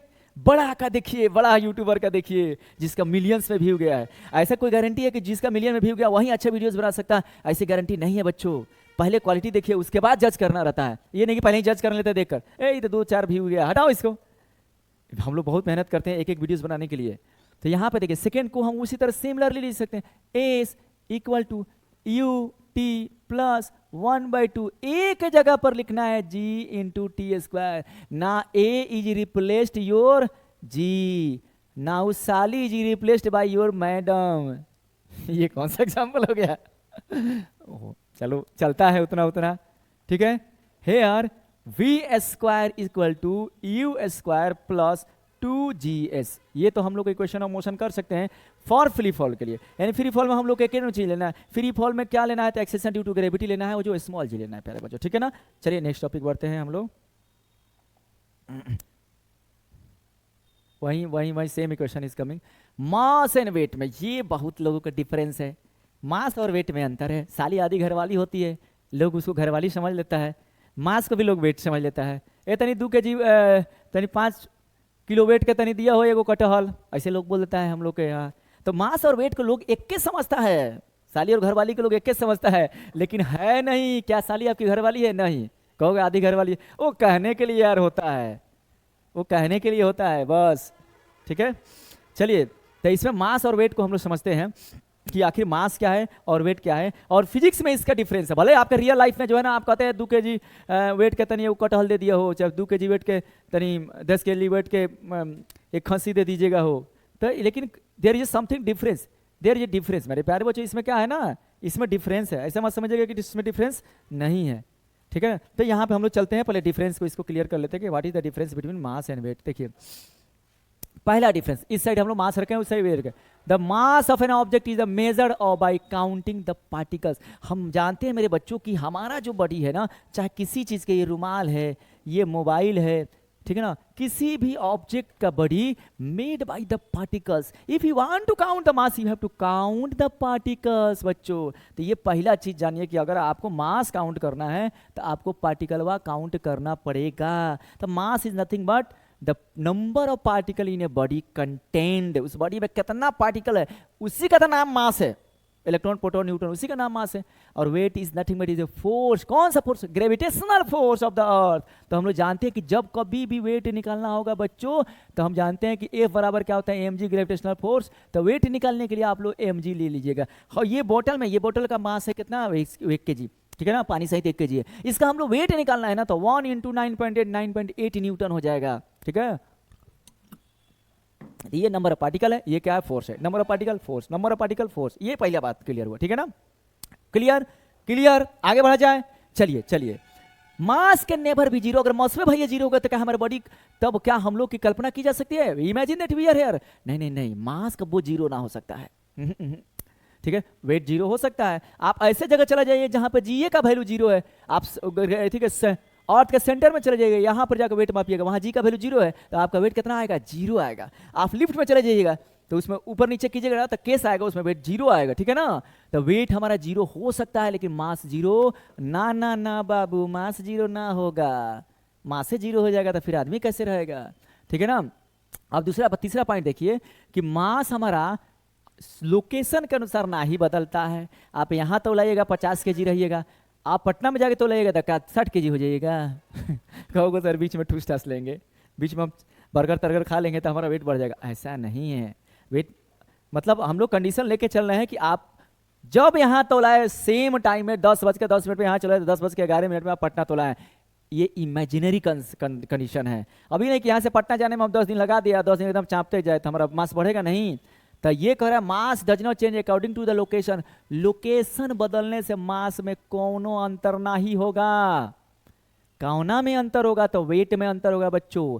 हम अर्थ के सेंटर पे कुछ और वेट रहेगा, बीच में कुछ और रहेगा और नीचे कुछ और रहेगा। हाइट पे जाएंगे तो हमारा वेट कुछ और रहेगा। तो लोकेशन बदलने से कौन बदलेगा, तो मास नहीं बदलेगा, वेट बदलेगा बच्चों, ठीक है ना। मास हम लोग स्केलर क्वांटिटी है, सब लोग जानता है, और इसके पास सिर्फ मैग्नीट्यूड होता है। आपको आपकी मम्मी बोल दिए जो रे 5 kg आलू लेके आओ, अब तुमको जा डेली डेली हमरे आ रहा हो तरु चलो तुम जाओगे 5 kg आलू लेके आओगे तो क्या तुम हे दरवाजे से घुसोगे, हे दरवाजे से घुसोगे, चाहे हे दरवाजे से घुसोगे, तो आलू का वेट चेंज हो जाएगा। ओनली मैग्नीट्यूड होगा, डायरेक्शन पर डिपेंड नहीं करेगा। लेकिन वेट है ना वेक्टर क्वांटिटी है, क्योंकि वेट क्या है, फोर्स है। फोर्स हम लोग जानते हैं वेक्टर क्वांटिटी है। मास को हम लोग इजनरी बैलेंस से ऑर्डिनरी बैलेंस से नापते हैं। ऑर्डिनरी बैलेंस जब तराजुआ होता है, गाँव में लोग है नापता है, लोग ऐसे ऐसे एगो यहाँ ऐसे 3 गो, एगो इसमें पलरा रहता है, पलरा बोलते हैं इसको, एगो आई ऐसे ऐसे ऐसे यहाँ पर रख दीजिए, किलो यहाँ पर रख दीजिए, यहाँ पे अनाज उनाज रख के नापते हैं। तो ये ऑर्डिनरी वेट हो गया, ऑर्डिनरी वेइंग मशीन हो गया, ठीक है ना। अच्छा, ऑर्डिनरी बैलेंस हो गया, इसी से हम लोग मास को नापा जाता है, ठीक है ना। दोनों का वेट यहाँ से ग्रेविटेशनल फोर्स दोनों में लग रहा है तो दोनों एक दूसरे को कैंसिल कर दे रहा है, तो ये मास बताता है बच्चों। पहले दिवाली के बाद हम लोग क्या करते थे ना, वो दियरिया रहता था ना, वो दियरिया में छेद करके तराजू बना के बच्चों में खेलते थे। अब तो गया सब, अब कहाँ दिया कोई जलाता है, अब तो फुलझड़ी लगा देता लोग आर्टिफिशियल। लेकिन वेट को मेजर किया जाता है स्प्रिंग बैलेंस से। स्प्रिंग बैलेंस सब जानते हैं ना, ऐसे नहीं होता है ऐसे। अब कोनो ये ना कहते कि सर इसमें मास होता है दोनों, एक तरफ मास और एक तरफ वेट लिखा जाता है न्यूटन में, ठीक है ना। मास का ऐसा यूनिट ग्राम या किलोग्राम होता है, किलोग्राम इसका ऐसा यूनिट होता है, ग्राम में भी रिप्रेजेंट करते हैं। वेट को न्यूटन में मेजर करते हैं जो फोर्स का यूनिट है, ठीक है ना। चाहिए मास और वेट में डिफरेंस बच्चों आ गया, ठीक है। चलिए नेक्स्ट टॉपिक चलते हैं मेरे प्यारे बच्चों। ये आपका टॉपिक है थ्रस्ट एंड प्रेशर। बहुत इंपॉर्टेंट टॉपिक आ रहा है, बहुत बहुत बहुत बहुत बहुत इंपॉर्टेंट। कितना इंपॉर्टेंट का है हमारा खुद समझ में आ रहा है। चलिए इसका सबसे पहले ये कंसेप्ट देखते हैं, व्हाट इज थ्रस्ट बच्चों और व्हाट इज प्रेशर, पहले इसको समझने की कोशिश करते हैं, ठीक है। अब देखिए थ्रस्ट फोर्स का ही एक बड़का भाई है। मतलब क्या हुआ, thrust is also a force but when it is applied on A 90 degree on the surface of any object. जैसे इस बोर्ड पे मैं सपोज कीजिए ये मेरा कील है, कांटी है, और इस बोर्ड पे मैं 90 डिग्री पे ठोक रहा हूं, तो it means that I am applying thrust not force. मैं फोर्स ही अप्लाई रहा हूं लेकिन वो कैसा फोर्स है, थ्रस्ट है, ठीक है ना। तो थ्रस्ट क्या करता है, परपेंडिकुलर फोर्स को थ्रस्ट बजा देता है। परपेंडिकुलर फोर्स, इसी को तो बच्चों थ्रस्ट बोला गया है। Perpendicular force is called thrust, ठीक है ना। अब कहोगे क्या सर, और देखिए पहले दूसरी बात सुनिए, और कहता है फिजिक्स में कि भैया आपको नापना है प्रेशर, तो प्रेशर इक्वल टू होता है सुबह बाथरूम में नहीं नहीं, वो प्रेशर नहीं, वो रेक्टम का प्रेशर हम नहीं बता रहे हैं। We are not studying biology, we are studying physics. Pressure का मतलब प्यारे मेरे बच्चों होता है ये thrust upon area, thrust upon area. It means that thrust applied per unit area is called pressure. Thrust applied per unit area is called pressure. अब तुम कहोगे ये क्या पढ़ा रहा है मास्टर जी, हम तो आज तक यह सुने हैं pressure is equal to nothing but फोरसवा अपॉन एरिया वा, force upon area, force force not force, force upon area. आज तक यही सुने, ये क्या पढ़ा रहे थ्रस्ट अपॉन एरिया। ये कौना दुनिया में चले गए भैया, तो देखिए हम यही दुनिया में हैं, आप लोग को कहीं और लेकर नहीं जाना है। तो सुनिए थ्रस्ट अपॉन क्या होता है, सॉरी प्रेशर इक्वल टू क्या होता है थ्रस्ट अपॉन एरिया। लेकिन इसको फोर्स कब लिखा जाएगा, जब ये फोर्सवा परपेंडिकुलर होगा तब भी हम लोग फोर्स अपॉन एरिया लिखेंगे, और कोई दूसरी बात नहीं है, समझे। अब कहिएगा कि सर हम मान लीजिए यहाँ पे 90 डिग्री पे कांटी ठोक रहे हैं, तो क्या 90 डिग्री पे ठोक रहे हैं तो उस समय प्रेशर है, बट हम तिरछुआ ठोक रहे हैं तेरे, तो क्या प्रेशर है। अब ये बात को समझिए, थोड़ा सा आप फिजिक्स को फील लाने के लिए थोड़ा सा आप रियल लाइफ में चलिए। कहीं पे आपके घर में दीवार होता है, हम लोग कहीं कांटी ठोकना होता है, नया नया लेके आते हैं कोई फोटो वोटो दिवाली के समय में, तो बड़ी जोश होता है, नया नया में कांटी ठोकते हैं लोग, ठीक है ना।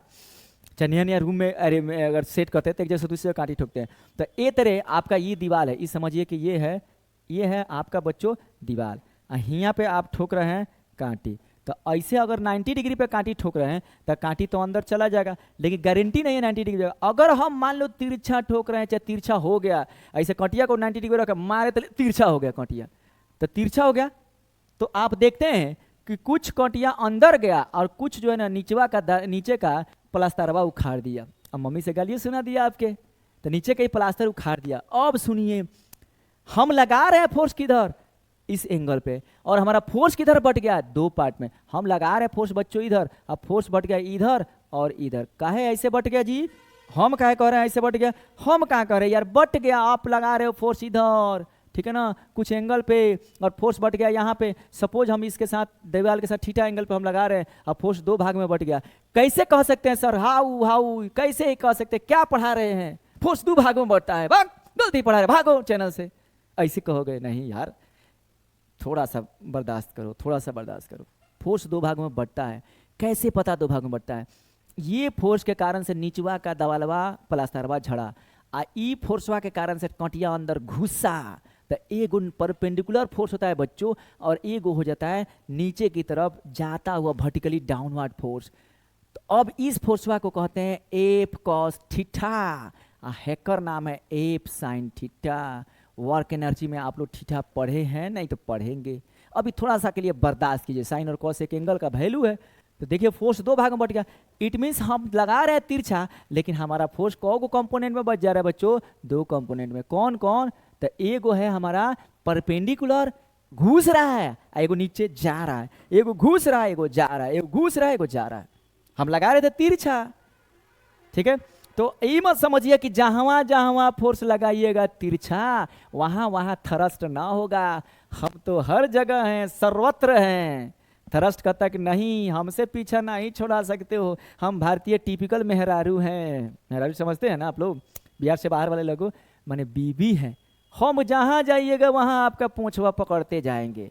थ्रस्ट वही कहता है भैया तुम कितनो फोर्स लगाओ, 90 डिग्री पे लगाओगे तो हम कूले रहेंगे हम ही, आ तिरछुआ लगाओगे ना तो ई है हम, ई है थ्रस्ट, हम है, हई हम है, ई है हमारा भाई, इसको मारो गोली, इसके कारण से तुम्हारा प्रेशर नहीं बन रहा है।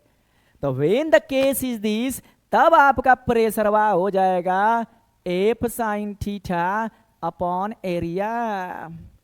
अगर इतना नहीं आता है, बस थोड़ा सा फील लाने के लिए समझिए, आगे बस इतना काफी है मेरे प्यारे बच्चे, इतना काफी है। अब देखिए दूसरा बात, प्रेशर का जो एसआई यूनिट होता है बच्चों, SI unit that is nothing but pascal, pascal होता है। पास्कल से आपको इज्जत देने के लिए इसका एस यूनिट पास्कल बना दिया गया है, प्रेशर का एस यूनिट। अगर कोई पूछेगा व्हाट इज 1 पास्कल, तो देखिए P इक्वल टू क्या होता है बच्चों, थ्रस्ट अपॉन एरिया। तो हम लिखेंगे इधर 1 pascal, so I can write thrust is nothing but force, is a type of force, 1 newton बटा 1 metre square. If someone ask what is the 1 pascal define में, आपके स्कूल में पूछा जाएगा, स्कूल के मास्टर लोग को पूछेगा define 1 pascal of the pressure, तब कहिएगा 1 pascal is that pressure when 1 newton force is applied on an object of the area 1 metre square. यानी 1 मीटर स्क्वायर का आपका टेबुआ है और ऊपर 1 न्यूटन का हम फोर्स लगा रहे हैं, तो वो प्रेशर कहा जाएगा 1 पास्कल। अब कोई कहेगा सर हम 1 न्यूटन कैसे मान सकते हैं, फोर्स हम 1 न्यूटन कैसे मान सकते हैं। थोड़ा सा वीडियो लंबा होगा, लेकिन कंसेप्ट आपको क्लियर करने के लिए इतनी बातें मुझे समझाना बहुत नेसेसरी लग रहा है, ठीक है ना। ये नहीं कि आप फटाफट भाग जाए, आपका कंसेप्ट क्लियर नहीं होगा। प्यारे बच्चों ये वीडियो देखिएगा, आपके बहुत फायदे के लिए है। अब देखिए 1 न्यूटन हम कैसे लाएंगे, तो आप जानते हैं ए बराबर mg, ठीक है ना। अब एम हम रख देते हैं कितना 0.1 kg, इनटू जी हम जानते हैं 10 या 9.8, तो ये क्या आ जाएगा 1 न्यूटन। यानी 0.1 kg, 0.1 kg मतलब 100 ग्राम, ग्राम बटा 1000 करेंगे, 2 0 0 करेगा 0.1 kg हो गया, ठीक है ना। यानी 100 ग्राम ऑब्जेक्ट अगर आप टेबल पर रख दीजिएगा बच्चों, तो वो कितना वेट फोर्स लगाएगा, तो वो फोर्स लगाएगा 1 न्यूटन। अगर 1 मीटर एरिया का आपका ऑब्जेक्ट ऐसी रह जाए, टेबल रह जाए, तो उसमें प्रेशर कितना हो जाएगा, तो वो प्रेशर हो जाएगा बच्चों 1 पास्कल। तो 1 पास्कल आप रियल में फील हो रहा है, व्हाट इज 1 पास्कल, इस मीन्स आपके ऑब्जेक्टवा पे, आपके इस पे 100 ग्राम का फोर्स लग दिए, 100 ग्राम ऑब्जेक्ट रख दिया गया, 1 न्यूटन फोर्स है। मतलब ये एरिया 1 मीटर स्क्वायर नहीं है। अगर आपके बॉडी भी सुत जाए 1 मीटर स्क्वायर का एरिया हो जाए, नहीं होगा 1 मीटर स्क्वायर। 1 मीटर स्क्वायर में तो 1 मीटर लेंथ 1 मीटर ब्रेथ होना चाहिए। तो टेबल पे 1 मीटर, मान लीजिए टेबल है 1 मीटर लेंथ 1 मीटर ब्रेथ का, उस पर अगर 100 ग्राम रखते हैं तो 1 पास्कल है प्रेशर, ठीक है ना। तो ये बात कुछ कुछ फील हो रहा है, दिमाग की बत्ती जल रही है ना, जल रही है। Real life example on the pressure, pressure का बच्चों रियल लाइफ एग्जाम्पल हमको देखना है, ताकि रियल लाइफ में प्रेशर का कहाँ कहाँ लगता है। देखिए तो कुछ देखिए, why school bags have the broad straps या स्ट्रीप। देखिए ये है पुराने ज़माने का ही झोला, ये जो औरतों के लिए है। औरतों के पास थोड़ा सा दिमाग तो है, लेकिन बाजार वाला सब उनको बहुत दिमाग भरमा देता है, कहता लेना जाइए झोला, अच्छा झोला है, सस्ता झोला है। बेचारी को क्या पता कि एकर एरियावा है बड़ी कम।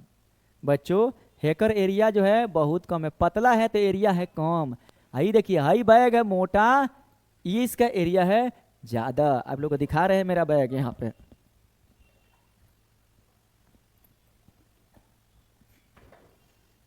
ये देखिए, ये देखिए, ये देखिए, इसका देखिए, इसका।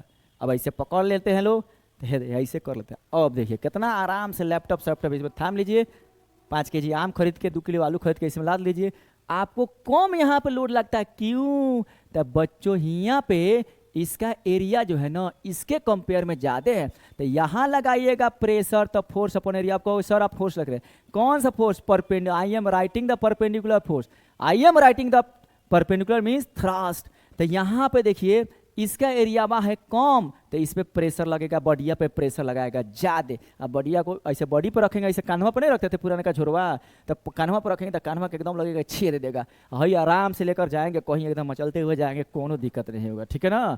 तो इसलिए इसका एरियावा होगा ज्यादा, इसमें क्या होगा, एरियावा होगा ज्यादा, एरियावा होगा मोर, तब प्रेशर होगा लेस।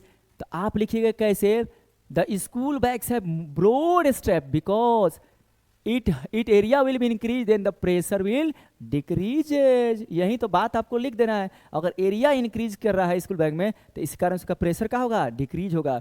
दूसरा बात देखिए, why a sharp knife cuts better than a blunt knife. तेज चाकू रहता है तो अच्छा से काटता है। अब कोनो गांव के लोगों से मत पूछना, कहे कितना बकलो ले भाई, तेज चाकू रही तो अच्छा से कटबे करी, अब ब्लंट हो जाई तो काहे ला काटी। तो ये किसी गाँव के लोगों से आप ये क्वेश्चन मत करना। देखिए अब यहाँ पे फिजिक्स का कहानी है। अगर भैया है इसका एरिया अगर हम बढ़ाएंगे, अगर हम लोग प्रेशर में फोर्स अपॉन एरिया है ब्लंट हो जाएगा तो एरिया बढ़ेगा। When the knife is blunt then the area will be more, area more होगा तो प्रेशर घटेगा, तो नहीं अच्छा से कट करेगा। और ये शार्प रहेगा तो एरिया डिक्रीज होगा, एरिया डिक्रीज होगा तो प्रेशर क्या होगा, इंक्रीज होगा। तो यही तो कारण है। ये रियल लाइफ का 2 एग्जाम्पल शायद आप लोग समझ गए होंगे। ये देखिए तीसरा एग्जाम्पल यहाँ आप लोग के सामने है, कह रहा है कि तीसरा एग्जाम्पल में बच्चों कह रहा है कि यहाँ पे देखिए तीसरा और चौथा दो एग्जाम्पल है यहाँ आपके सामने है। White tip of a needle is sharp, वही कहानियाँ है। प्रेशर इजकल टू फोर्स यानी कि थ्रस्ट अपॉन एरिया, नीडलवा का एरिया इतना ना कम, इतना ना कम, इतना ना कम, इतना ना कम, इतना ना कम, इतना ना कम करते हैं कि जैसे यहाँ मारे प्रेशर लगे ज़्यादा एक के बार चला जाए अंदर। तो ये एरिया का खेला है। हाई देखिए ये कौन स्टाइलिश टावर टायर ट्रैक्टर आ गया जी अब now it is the tractor are making stylish, ठीक है ना। तो हाई ट्रैक्टरवा का देखिए चकवा मोट बनाया है, का है कि चकवा मोट रहेगा तो एरिया हो जाएगा ज़्यादा, एरिया ज़्यादा होगा तो प्रेशरवा होगा क्या कम, ठीक है ना। बड़ी गर्मी हो रहा है जी। तो आपको रियल लाइफ एग्जांपल का फील हो रहा है, फिजिक्स का फील आना चाहिए। किसी और का फील आ रहा है? हाँ जी अब देखिए, अब हमारा एक पार्ट इस चैप्टर का एक पार्ट हम लोग कंप्लीट कर लिए हैं। अब दूसरा का पार्ट में हम लोग घुस चुके हैं।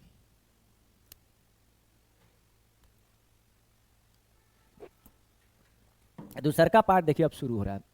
Pressure in fluid. फ्लूइड ये नहीं समझना है कि खाली पानी फ्लूइड है। Anything that can flow is called fluid.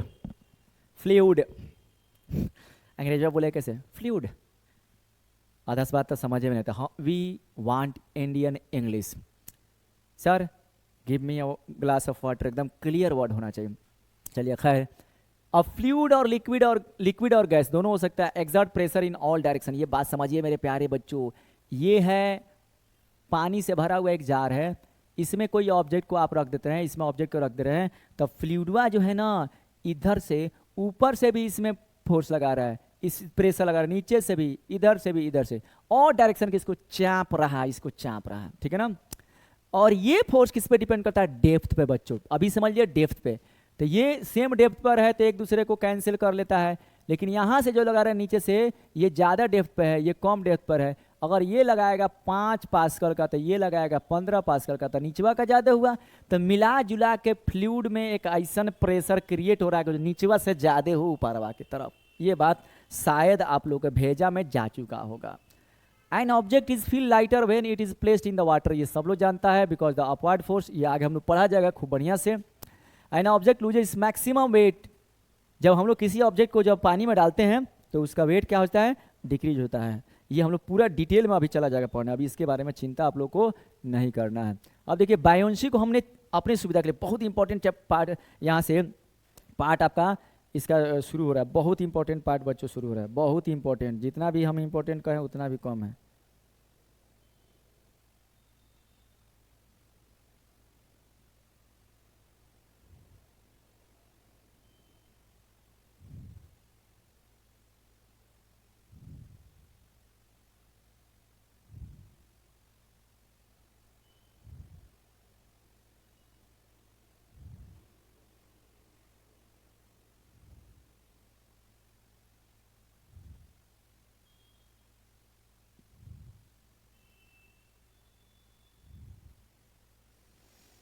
ठीक है मेरे प्यारे बच्चों, चलिए यहाँ पे देखिए, इसको हम ले सुविधा के लिए, आपको आपके सुविधा के लिए इसको हमने 4 स्टेप में बांटा है। 4 स्टेप में, वो स्टेप कौन है उसको थोड़ा सा क्लियर कर लेते हैं।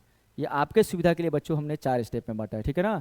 ये 4 स्टेप कौन है? देखिए बच्चों, पहला स्टेप में हम लोग देखेंगे कि हम लोग डेवलप करेंगे बिलीफ सिस्टम। ये हम लोग समझने की कोशिश करेंगे, बिलीफ सिस्टम डेवलप करेंगे। इसमें हम लोग देखेंगे कि लिक्विड जो है ना अपवर्ड फोर्स लगाता है, और रियल लाइफ एग्जांपल से इसको कनेक्ट करने की कोशिश करेंगे। ये पहला स्टेप, खूब बढ़िया से ध्यान से सुनिएगा। ये पहला स्टेप में हम लोग बिलीफ सिस्टम डेवलप करेंगे, अपने दिमाग को रटवाएंगे का कि भैया ऑब्जेक्टवा पर पानिया ऊपर की तरफ फोर्स लगाता है, लगाता है, लगाता है। रियल लाइफ एग्जांपल देगा। ये पहला स्टेप हम लोग पढ़ेंगे, ठीक है ना। दूसरा स्टेप में हम लोग आर्किमिडीज साहब का प्रिंसिपलवा पढ़ा जाएगा कि आखिर जब ऊपरवा की तरह जब फोर्सवा लगाएगा, वो फोर्सवा का वैल्यू क्या होगा, फार्मूला क्या होगा, ये दूसरा में पढ़ा जाएगा। और तीसरा स्टेप में देखिएगा बाइंड फोर्स जो है ना 2 चीज़ों पर डिपेंड करता है, वॉल्यूम ऑफ द ऑब्जेक्ट पर और डेंसिटी ऑफ द लिक्विड पर। ये हम लोग देखा जाएगा। और चौथा में देखा जाएगा इसका एप्लीकेशन। तो देखिए इस बायंसी को हम 4 स्टेप में आप लोग को खूब बढ़िया से समझाने की कोशिश कर रहे हैं। 1 बाई 1 वीडियो छोड़ के बीच में जाना नहीं है, एक एक करके पूरा स्टेप को समझने की कोशिश करते हैं हम लोग, ठीक है ना। एक एक करके बच्चों पूरा स्टेप को समझने की कोशिश करते हैं। देखिए स्टेप 1 हम लोग क्या समझेंगे, ये डेवलप करने की कोशिश करेंगे कि कोई भी लिक्विड नीचे से ऊपर की तरफ किसी भी ऑब्जेक्ट पे फोर्स लगाता है। तो देखिए मेरे गांव की एक कहानी है, मेरे गांव में ऐसा रियल कहानी, हम रियल स्टोरी एक सुना रहे हैं कि हम लोग गांव में पहले आज से 20 साल पहले 15 साल पहले लाइट नहीं हुआ करता था। तो हम लोग क्या किए, नहर पे जो है ना, नहर कैनाल जिसको बोलते हैं, इंग्लिश में कैनाल बोलते हैं, नहर, ठीक है ना, आर्टिफिशियल रिवर इज कॉल्ड नहर। तो हम लोग क्या किए कि पहले क्या था सिस्टम, जंगल राज था ऐसा लोग बोलता है, खैर छोड़ो। तो उसमें हम लोग क्या किए कि सोचे कि क्या करते हैं ना कि कितना 2-4 को पेड़ को काट कर और उस पेड़वा को बेच कर और कॉन्ट्रैक्टर को देकर बगल वाले से लाइट खिंचवा कर हम लोग ट्रांसफार्मर लगवा लेते हैं, ये हम लोग सोचा गया। ठीक है, सब लोग राय हुआ, रात को हम लोग चले गए, पेड़ कटा गया और पेड़ जब लदाने की बारी आई, 20-25 आदमी गया था, तो ट्रैक्टर पर उठिए नहीं रहता पेड़ का टुकड़ा। बगल में कैनाल था, किसी ने दिमाग लगाया, देखो पढ़ा लिखा लोग नहीं लेकिन दिमाग लगाया कि पनिया में डाल दिया गया। जैसे पनिया में डाल दिया गया, अब एक आदमी आगे बस रस्सी बांध के खींच रहा है, एक आदमी पीछे से धक्का दे रहा है, 2 आदमी उस पेड़ को कई किलोमीटर तक लेके गया, फिर नहर से निकाल के चीरा में डाल के उसको बेच दिया गया जहाँ पे चीरा जाता है।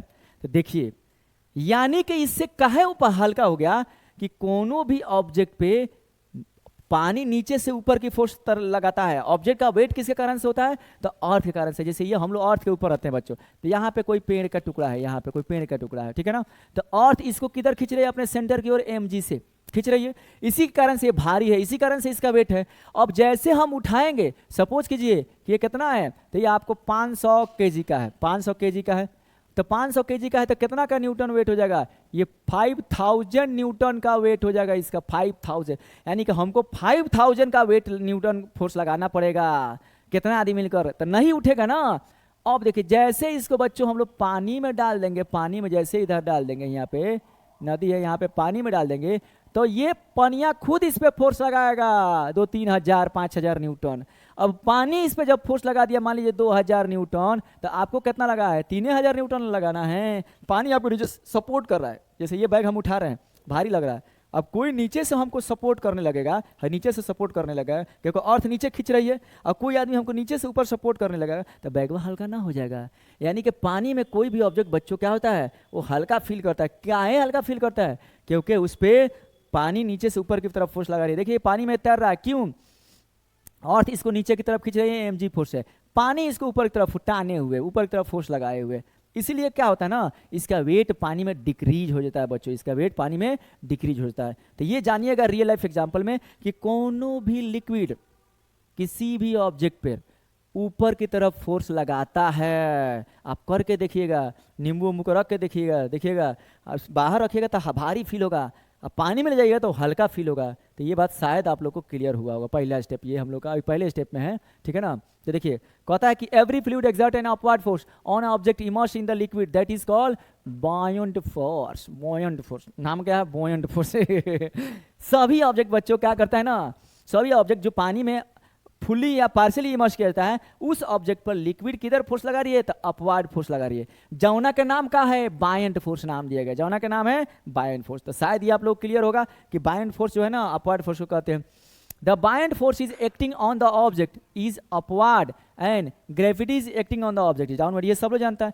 बायंट फोर्स किधर लगता है, अपवर्ड, और ग्रेविटी किधर लगती है, तो मेरे प्यारे बच्चों ये लगती है डाउनवर्ड, एक दूसरे का अपोजिट। ग्रेविटी खींच रहा है नीचे और बायंट को हरा है ऊपर, ठीक है ना। तो ग्रेविटी खींच रहा है नीचे जिस कारण से भारी लग रहा है, और बायंट उसको हल्का कर दे रहा है ऊपर खींच के, ठीक है ना। तो अब मान लीजिए कौन यहाँ पे ऑब्जेक्ट है, पानी में है, यही ऑब्जेक्ट है, इसको पानी में डाले हुए, इसको हम लोग पानी में डाले हुए, मान लीजिए यही पानी में डाले हुए, ठीक है ना। तो ये मान लीजिए कितना केजी का है, यहाँ पे मान लीजिए 10 केजी का है, 10 केजी का है। तो इसका वेट बच्चों कितना हो जाएगा, तो 100 न्यूटन। यानी कि इसको पानी अर्थ कितना न्यूटन से नीचे खींच रहा है, 100 न्यूटन से। तो हमको 100 न्यूटन लगाना पड़ेगा तब उठेगा। लेकिन जैसे पानी में बच्चों यहाँ पे डाल दिए हैं, तब ये देखते हैं कि 100 न्यूटन नहीं लगाना पड़ रहा है। कितना न्यूटन लगाना पड़ रहा है, तो 20 न्यूटन लगाना पड़ रहा है ऊपर की तरफ उठाने के लिए। तो इसका मतलब 80 न्यूटन कौन लगा दे रहा है, तो 80 न्यूटन यहाँ पे आपका पानी लगा दे रहा है, ठीक है ना। तो इस पे कौ फोर्स लग रहा है, 2 फोर्स। इस ऑब्जेक्ट पे कौ फोर्स लगा है, 2 फोर्स। नीचे कितना, 100 न्यूटन, ऊपर कितना, 80 न्यूटन, ठीक है ना। तो नेट फोर्स इस पे कितना होगा, 20 न्यूटन डाउनवर्ड। यानी कि हम 20 न्यूटन लगाएंगे तो ये ऑब्जेक्ट उठ जाएगा पानी में, ठीक है ना। तो ये बात शायद आप लोग क्लियर हो रहा है।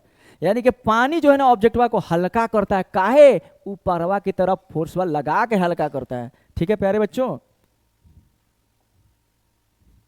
जैसे यहाँ पे वही एग्जांपल लिया, 7 kg का 70 न्यूटन लगता है, तो कुछ माइनस कर देंगे वो फ्लोटिंग वाला, तो वही एग्जाम्पल यहाँ पे लिया गया है।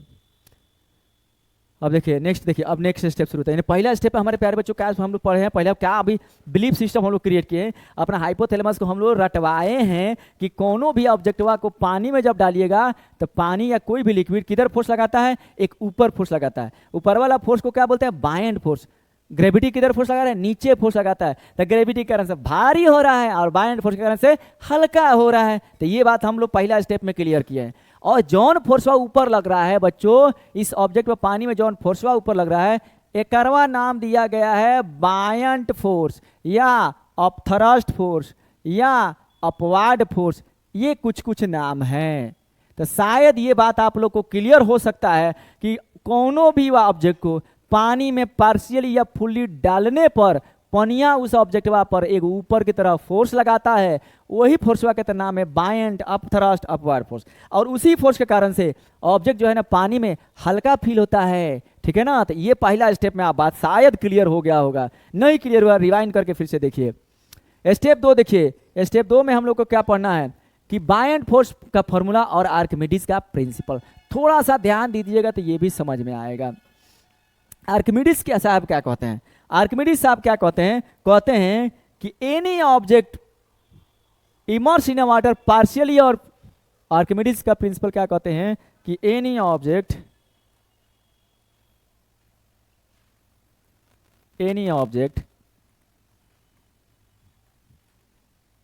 इमर्स्ड इन वाटर या लिक्विड पार्शियली और फुल्ली, आधा डालो या पूरा, और fully experience and upward force, experience and upward force called buoyant force, called BUOINT buoyant force. तो ये के नहीं जानता है, अभी आप लोग क्लियर किए कि नहीं कि बायंट फोर्स किसे कहते हैं कि कोनो भी ऑब्जेक्ट अगर पानी में डालेंगे पार्शियली फुल्ली तो ऊपरवा जौन फोर्सवा लग रहा है वो नाम है बायंट फोर्स या अपथरस्ट फोर्स। तो आर्किमिडीज ने बोला कि यही बायंटवा फोर्स क्या होगा, वेट ऑफ डिस्प्लेस्ड लिक्विड। वो ऑब्जेक्ट जितना पानी को बाहर हटाएगा या लिक्विड को वहां से डिस्प्लेस करेगा, उस लिक्विडवा का वेट बायंट फोर्स के बराबर हो जाएगा। इसको शॉर्टकट में आप लोग ऐसे ही याद रखिएगा, wait of liquid displace, world से याद रखिएगा, ठीक है ना। अब फील करने के लिए एक थोड़ा सा हम लोग प्रैक्टिकल करते हैं मेरे प्यारे, खूब शानदार एक प्रैक्टिकल करते हैं। देखिए यहाँ पर एक टॉप ले लेते हैं बच्चों, यहाँ पर क्या लेते हैं, एक टॉप ले लेते हैं, ठीक है ना, ये दिख रहा होगा टॉप, और यहाँ पे एक छुटकी भुचकनिया टॉप ले लेते हैं, ठीक है ना। यहाँ पे क्या भर देते हैं, तो यहाँ पे बच्चों रख देते हैं, यहाँ पे पानी रख देते हैं, यहाँ पे रखते हैं पानी रख देते हैं। और जहाँ पे पानी का एयर इंड हो रहा है वहाँ पर एक होल करके एक पाइप यहाँ पे लगा देते हैं नीचे आने के लिए, ठीक है ना। और इसको लेने से पहले दोनों का हम लोग मास मेजर कर लेते हैं। अब किसी एक ऑब्जेक्ट को बच्चों क्या करते हैं, किसी एक ऑब्जेक्ट को लिया कर यहाँ पे डालते हैं। जैसे ही ऑब्जेक्ट को रखेंगे ये प्रेस करेगा, यहाँ से पानी का यहाँ से डिस्प्लेस करेगा, वो डिस्प्लेस वाटर इधर जाएगा और यहाँ से इसमें आकर गिरेगा। कुछ समझ में आ रहा है। जैसे ऑब्जेक्ट को रखिएगा पानी के लेयर के ऊपर क्या है, एक होल है, पाइप लगा हुआ है, ये यहाँ आकर गिरेगा। अब क्या कीजिए, ये है क्या, डिस्प्लेस्ड लिक्विड, ये डिस्प्लेस्ड लिक्विड है बच्चों, इसका वेट मास m है, इसमें g से मल्टीप्लाई कर दीजिएगा, यही तो वेट हो जाएगा। और ये क्या हो जाएगा, यही हमारा बायंट फोर्स हो गया। डिस्प्लेस्ड लिक्विड का weight is nothing but buoyant force है। अब जितना ये हो गया, मान लीजिए कितना 1 kg किया है डिस्प्लेस, तो 1 × 10 न्यूटन का, ये 10 न्यूटन का बायंट फोर्स और वाटर ऊपर लगा। ये बात कुछ फील हुआ कि बायंट फोर्स होता क्या है कि जितना लिक्विड डिस्प्लेस करता है कोई ऑब्जेक्ट पानी में डालने पर, वो लिक्विडवा का हम लोग मास निकाल लेते हैं और जी से मल्टीप्लाई करते हैं, और जॉन ये न्यूटन में आता है वही फोर्स लिक्विड उस ऑब्जेक्ट पर ऊपर की तरफ लगाएगा, यही तो बायंट फोर्स है, ठीक है ना। तो buoyant force equal to weight of displace liquid, weight of displace liquid या वेट ऑफ लिक्विड डिस्प्लेस, यानी जितना लिक्विड डिस्प्लेस किया वही बायंट फोर्स है। यही आर्किमिडीज साहब बोले थे, ठीक है ना। तो यही तो आर्किमिडीज प्रिंसिपल है। आर्किमिडीज प्रिंसिपल आप फिर से देखिए, when an object is partially or fully immersed in a water, one liquid, then it experience an upward or upthrust force. That force is called buoyant force, and buoyant force is equal to the weight of displaced liquid. बस हो तो गया। अब आपको feel हुआ कि कोई object डालेंगे तो भैया पानी यहाँ से बाहर भागेगा, डिस्प्लेस होगा, और डिस्प्लेस होगा तो ये लेयर ऊपर जाएगा, ऊपर वाला जाएगा तो ऊपर वाला लेयर आ गया है में। अब इसको आप तौल लीजिए, एम और जी से मल्टीप्लाई करके ये आप निकाल लीजिए बायन फोर्स यानी कि वेट ऑफ डिस्प्लेस्ड लिक्विड। ठीक है ना। तो आप हम लोग स्टेप 2 को कवर किए। पहला स्टेप में बच्चों हम लोग बिलीफ सिस्टम तैयार किए थे कि भैया सही में कोनो ऑब्जेक्ट को पानी में डालिएगा तो ऊपर की तरफ फोर्स लगेगा, जैसे लकड़ी को डाल के देखिए हल्का फील होता है। ठीक है। दूसरा स्टेप में हम लोग आर्किमिडीज ने बताया कि भैया जो ऊपर की तरफ फोर्स लग रहा था बायन फोर्स हुआ, वो फोर्स हुआ nothing but weight of displaced liquid होता है। तो 2 स्टेप हम लोग कवर कर लिया, इंपॉर्टेंट स्टेप 2 कवर किए। अब नेक्स्ट स्टेप में हम लोग चलते हैं बच्चों, तीसरा स्टेप में चलते हैं कि आखिर ये बायन फोर्स किस किस पे डिपेंड करेगा बच्चों, बायन फोर्स किस किस पे डिपेंड करेगा। हाँ स्टेप 3 देखिए, स्टेप 3 देखिए बच्चों, स्टेप 3 कि बायन फोर्स किस किस पे डिपेंड करेगा। तो 2 चीज पे बच्चों डिपेंड करेगा। क्या होगा वो 2 चीज, the volume of the object. देखिए VVI है यहाँ, ये स्टेप को कोई नहीं छोड़ेगा, VVI है VVI। Bayern force depend upon volume of the object, जवन ऑब्जेक्ट को डुबा रहे हैं ओकर साइज वॉल्यूम। ठीक है ना, LBH कितना बड़ा कितना छोटा है, and density of the liquid, जिस लिक्विड में डुबा रहे हैं उस लिक्विड का डेंसिटी, घनत्व, मोटापन। पानी का डेंसिटी कम और पनिया में डाल दिया हम लोग नमक, डेंसिटी ज़्यादा। तो ये 2 चीज़ पे डिपेंड करता है, बहुत VVI टॉपिक है। यानी Bayern force depend upon volume of the object that is immersed in the liquid and density of the liquid in which the object is immersed. ठीक है ना। तो ये बायन फोर्स 2 चीज़ पे डिपेंड करता है। यही दोनों चीज को हम लोग क्लियर करने की अभी कोशिश करेंगे। ठीक है ना। तो पहला पार्ट हम लोग चल रहे हैं volume of the object immersed in the liquid, और दोनों एक दूसरे से इंटरलिंक्ड है जी। हम दिखाएंगे आपको कि आप कोई एक चीज भी जानते हैं तभी भी आप सब जानिएगा, क्योंकि दोनों क्या है, एक दूसरे से इंटरलिंक्ड है। देखिए मेरे प्यारे बच्चों, एज द वॉल्यूम और size of the immersed object inside the liquid increases, the buoyant force also increases because it displaces more liquid। जितना जितना आप वॉल्यूम बढ़ाएंगे उतने ये ज्यादा पानी के कांटेक्ट में आएगा, ज्यादा हटाएगा। समझे, हाई देखिए यहाँ पे, वहीं देखिए, जल्दी जल्दी बना देते हैं। यहाँ पे वो पात्र रख देते हैं, पात्र माने बर्तन, और ई बर्तनवा में से यहाँ से पाइप से पानी आएगा अगर ज़्यादा होगा। पहले आप डाल लेते छोटका ऑब्जेक्ट है ये वाला, अब डालिएगा तो कम तनी सा का पानी करेगा। अब इसी को हम बड़ा करके डालेंगे, इतना बड़ा ऑब्जेक्ट डालेंगे, उसी को क्या किया फैला दिए। ठीक है ना, उसी को क्या किया फैला दिए, तो ज़्यादा सरफेस एरिया कांटेक्ट में आ रहा है तो ज़्यादा वाटर को डिस्प्लेस करेगा। तो ये बात आप लोगों को शायद क्लियर हो रहा है कि जैसे जैसे हम वॉल्यूम बढ़ा रहे हैं ज़्यादा पानी को हटा रहा है, और जितना पानी को यहाँ बढ़ाएंगे उतने ना इसका वेट बढ़ेगा, तो उतने बायंट फोर्स लगेगा। यानी कि buoyant force directly proportional to the volume of the object displaced, object immersed. ठीक है ना। तो ये बात शायद आप लोगों को क्लियर होगा। वॉल्यूम बढ़ाएंगे तो ज़्यादा से ज़्यादा वो पानी को हटाएगा। अब और एक चीज़ समझिए, हम वॉल्यूम बढ़ा रहे हैं, सपोज एक इतना बड़ा लोहा है तो इतना वॉल्यूम है, कम वॉल्यूम है तो इतने ना पानी को हटाएगा, 250 ग्राम पानी हुआ। इसी को बर्तन ऐसे दे दिए, बर्तन का शेप दे दिए, ऐसे बर्तन का हम शेप दे दिए, ये बर्तन का एक ऐसे शेप दे दिए, तो इतना ना पानी को हटाएगा, तो ज़्यादा पानी को हटाएगा। प्लस इसके अंदर एयर कंटेंट आ गया, तो एयर और इस आयरन मटेरियल का, बर्तन के मटेरियल का जो कंबाइंड डेंसिटी निकालेंगे, इसके डेंसिटी से क्या हो गया, कम हो गया। तो बच्चों जैसे ऑब्जेक्ट का वॉल्यूम बढ़ा रहे हैं ऑब्जेक्ट का डेंसिटी डिक्रीज हो रहा है। दोनों एक दूसरे से इंटरलिंक्ड है, समझिएगा, छोड़ के नहीं जाइएगा वीडियो, जब क्लिक किया तो पूरा देखिएगा। ऑब्जेक्ट का डेंसिटी हम बढ़ाएंगे, फैलाएंगे तो उसमें हवा घुसते जाएगा, तो उसका क्या होगा, ऑब्जेक्ट का वॉल्यूम बढ़ाएंगे तो हवा घुसेगा तो उसका डेंसिटी डिक्रीज होगा बच्चों। ठीक है ना। Magnitude of the buoyant force does not depend upon the nature, solid material कैसा उस पर डिपेंड नहीं करता है, बस उसके वॉल्यूम पर डिपेंड करेगा। ठीक है ना। For example if 2 balls made by the different metals having the different weight, ठीक है ना, वो आपके मटेरियल पर डिपेंड नहीं करेगा बच्चों। ठीक है।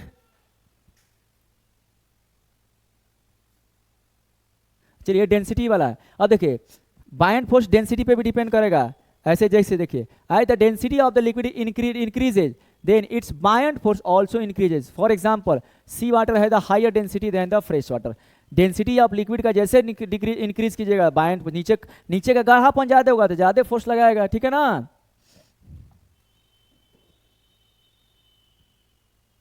देखिए यहाँ पे, देखिए यहाँ पे थोड़ा सा एक एग्जांपल देखिएगा, ये नींबू है, ये साधारण पानी में, ये कैसा है, साधारण पानी, नॉर्मल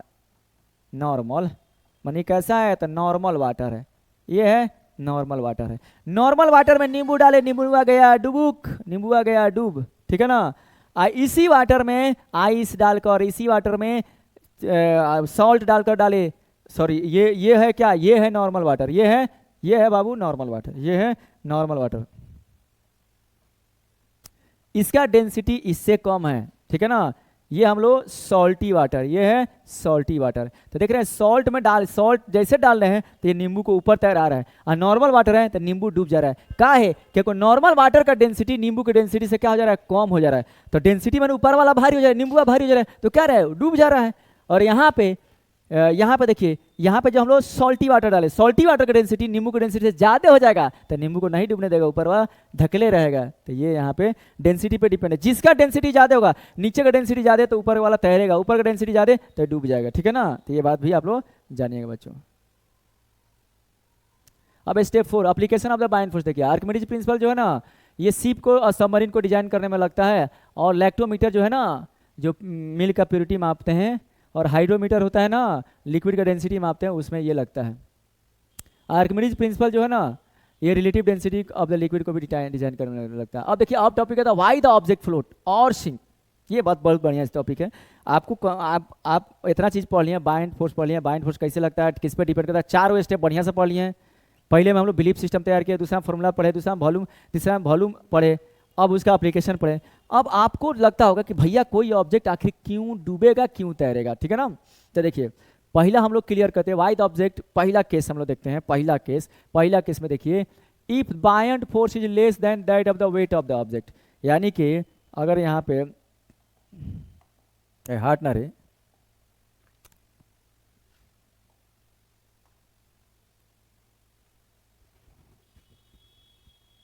देखिए प्यारे बच्चों, यहाँ पे क्या कहता है कि अगर buoyant force if buoyant force नीचे से लगने वाला फोर्स लेस हो जाएगा वेट के, यानी कि वेटवा ज्यादा होगा तो ऑब्जेक्टवा क्या हो जाएगा, सिंक कर जाएगा, डूब जाएगा। ऊपर का वेट ज्यादा होगा, यानी अर्थ ज्यादा फोर्स से खींच रही है, अब पानिया कम फोर्स से खींच रहा है, जिधर खींच रही है उधरे ना जाएगा, तो उधर जाएगा तो मैंने डूब जाएगा। डूबने को इंग्लिश में क्या बोलते हैं, सिंक कर जाएंगे। तो बायंट फोर्स कम, वेट ज्यादा तो सिंक कर जाएगा, ठीक है ना। ऑब्जेक्ट हैविंग डेंसिटी, और उसी को देखिए, उसी को दूसरे तरीका से लिखते हैं, बायंट फोर्स कम लग रहा है, वेट ज्यादा हो रहा है, इसका मतलब ऑब्जेक्ट का भारी हो गया, भारी हो गया तो ऑब्जेक्ट का डेंसिटी क्या हो गया, ज्यादा हो गया। तो object having density greater than that of the liquid, तो क्या होगा, तो ये लिक्विड क्या होगा, इसमें सिंक कर जाएगा। जैसे यहाँ पर क्या देखिए, एक कील का एग्जाम्पल ये है, ये भी आयरन से बना हुआ है, और ये भाई साहब भी आयरन से, ये जहाज भी शिप जो आयरन से बना हुआ है। ये छोटा है तो डूब जा रहा है, ये मोटा है तो अभी भी तैर रहा है थोड़ा थोड़ा। वाई ऐसा केस क्यों होता है, तो बच्चों यहाँ का डेंसिटी और यहाँ का डेंसिटी कंपेयर कीजिएगा ना, तो ये लोहा का डेंसिटी हो जाएगा ज़्यादा, तो जिसका डेंसिटी ऊपर का डेंसिटी ज़्यादा तो नीचे चला जाएगा, ठीक है ना। तो बायंट फोर्स इसमें वेट से कम लगाएगा। और यहाँ कंपेयर कीजिए तो क्योंकि ये शिप है तो शिप को थोड़ा सा बड़ा डिजाइन किया गया है, तो इसमें बहुत सारे एयर पार्टिकल भी आ जा रहे हैं, तो एयर प्लस शिप का डेंसिटी निकालेंगे तो वाटर के डेंसिटी से कम हो जाएगा। या दूसरे तरीके से देखिए, इसका वॉल्यूम बढ़ा दिए तो ज़्यादा पानी को डिस्प्लेस करेगा, ये वॉल्यूम कम है तो कम पानी को डिस्प्लेस करेगा। दोनों तरीका से आप बता सकते हैं। इसका वॉल्यूम कम है, it will displace less amount of water, it has more wide value, it can displace more amount of water, its density is more compare to the water, so it will sink, its combined density is less compared to the water, so it will float। ये बात clear हुआ शायद।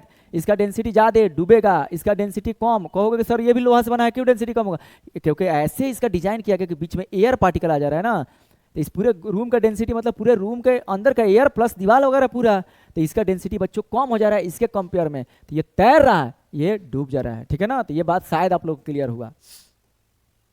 Next point, An iron nail sink in the beaker of the water, the weight of the iron nail is greater than that of the thrust of the water, ठीक है ना। ये तो पता है सब लोग को, लेकिन जहाज नहीं डूबेगा। दूसरा देखिए, दूसरा पॉइंट देखिए, दूसरा, इफ द बाइंड फोर्स और the upthrust force exerted by the liquid is equal. कभी कभी होता है ना, जितना हमारा बाइंड फोर्स होता है, जितना अर्थ नीचे खींच रहा है लगभग उतने फोर्स बाइंड फोर्स लगा रहा है, तो इसमें क्या होगा ना, ऑब्जेक्ट तैरेगा लेकिन हल्का हल्का डूब के तैरेगा डुबकिया मार के तैरेगा। If the buoyant force or the upthrust force exerted by the liquid is equal to the weight of the object, then the object will float in the liquid by immersing in it, half,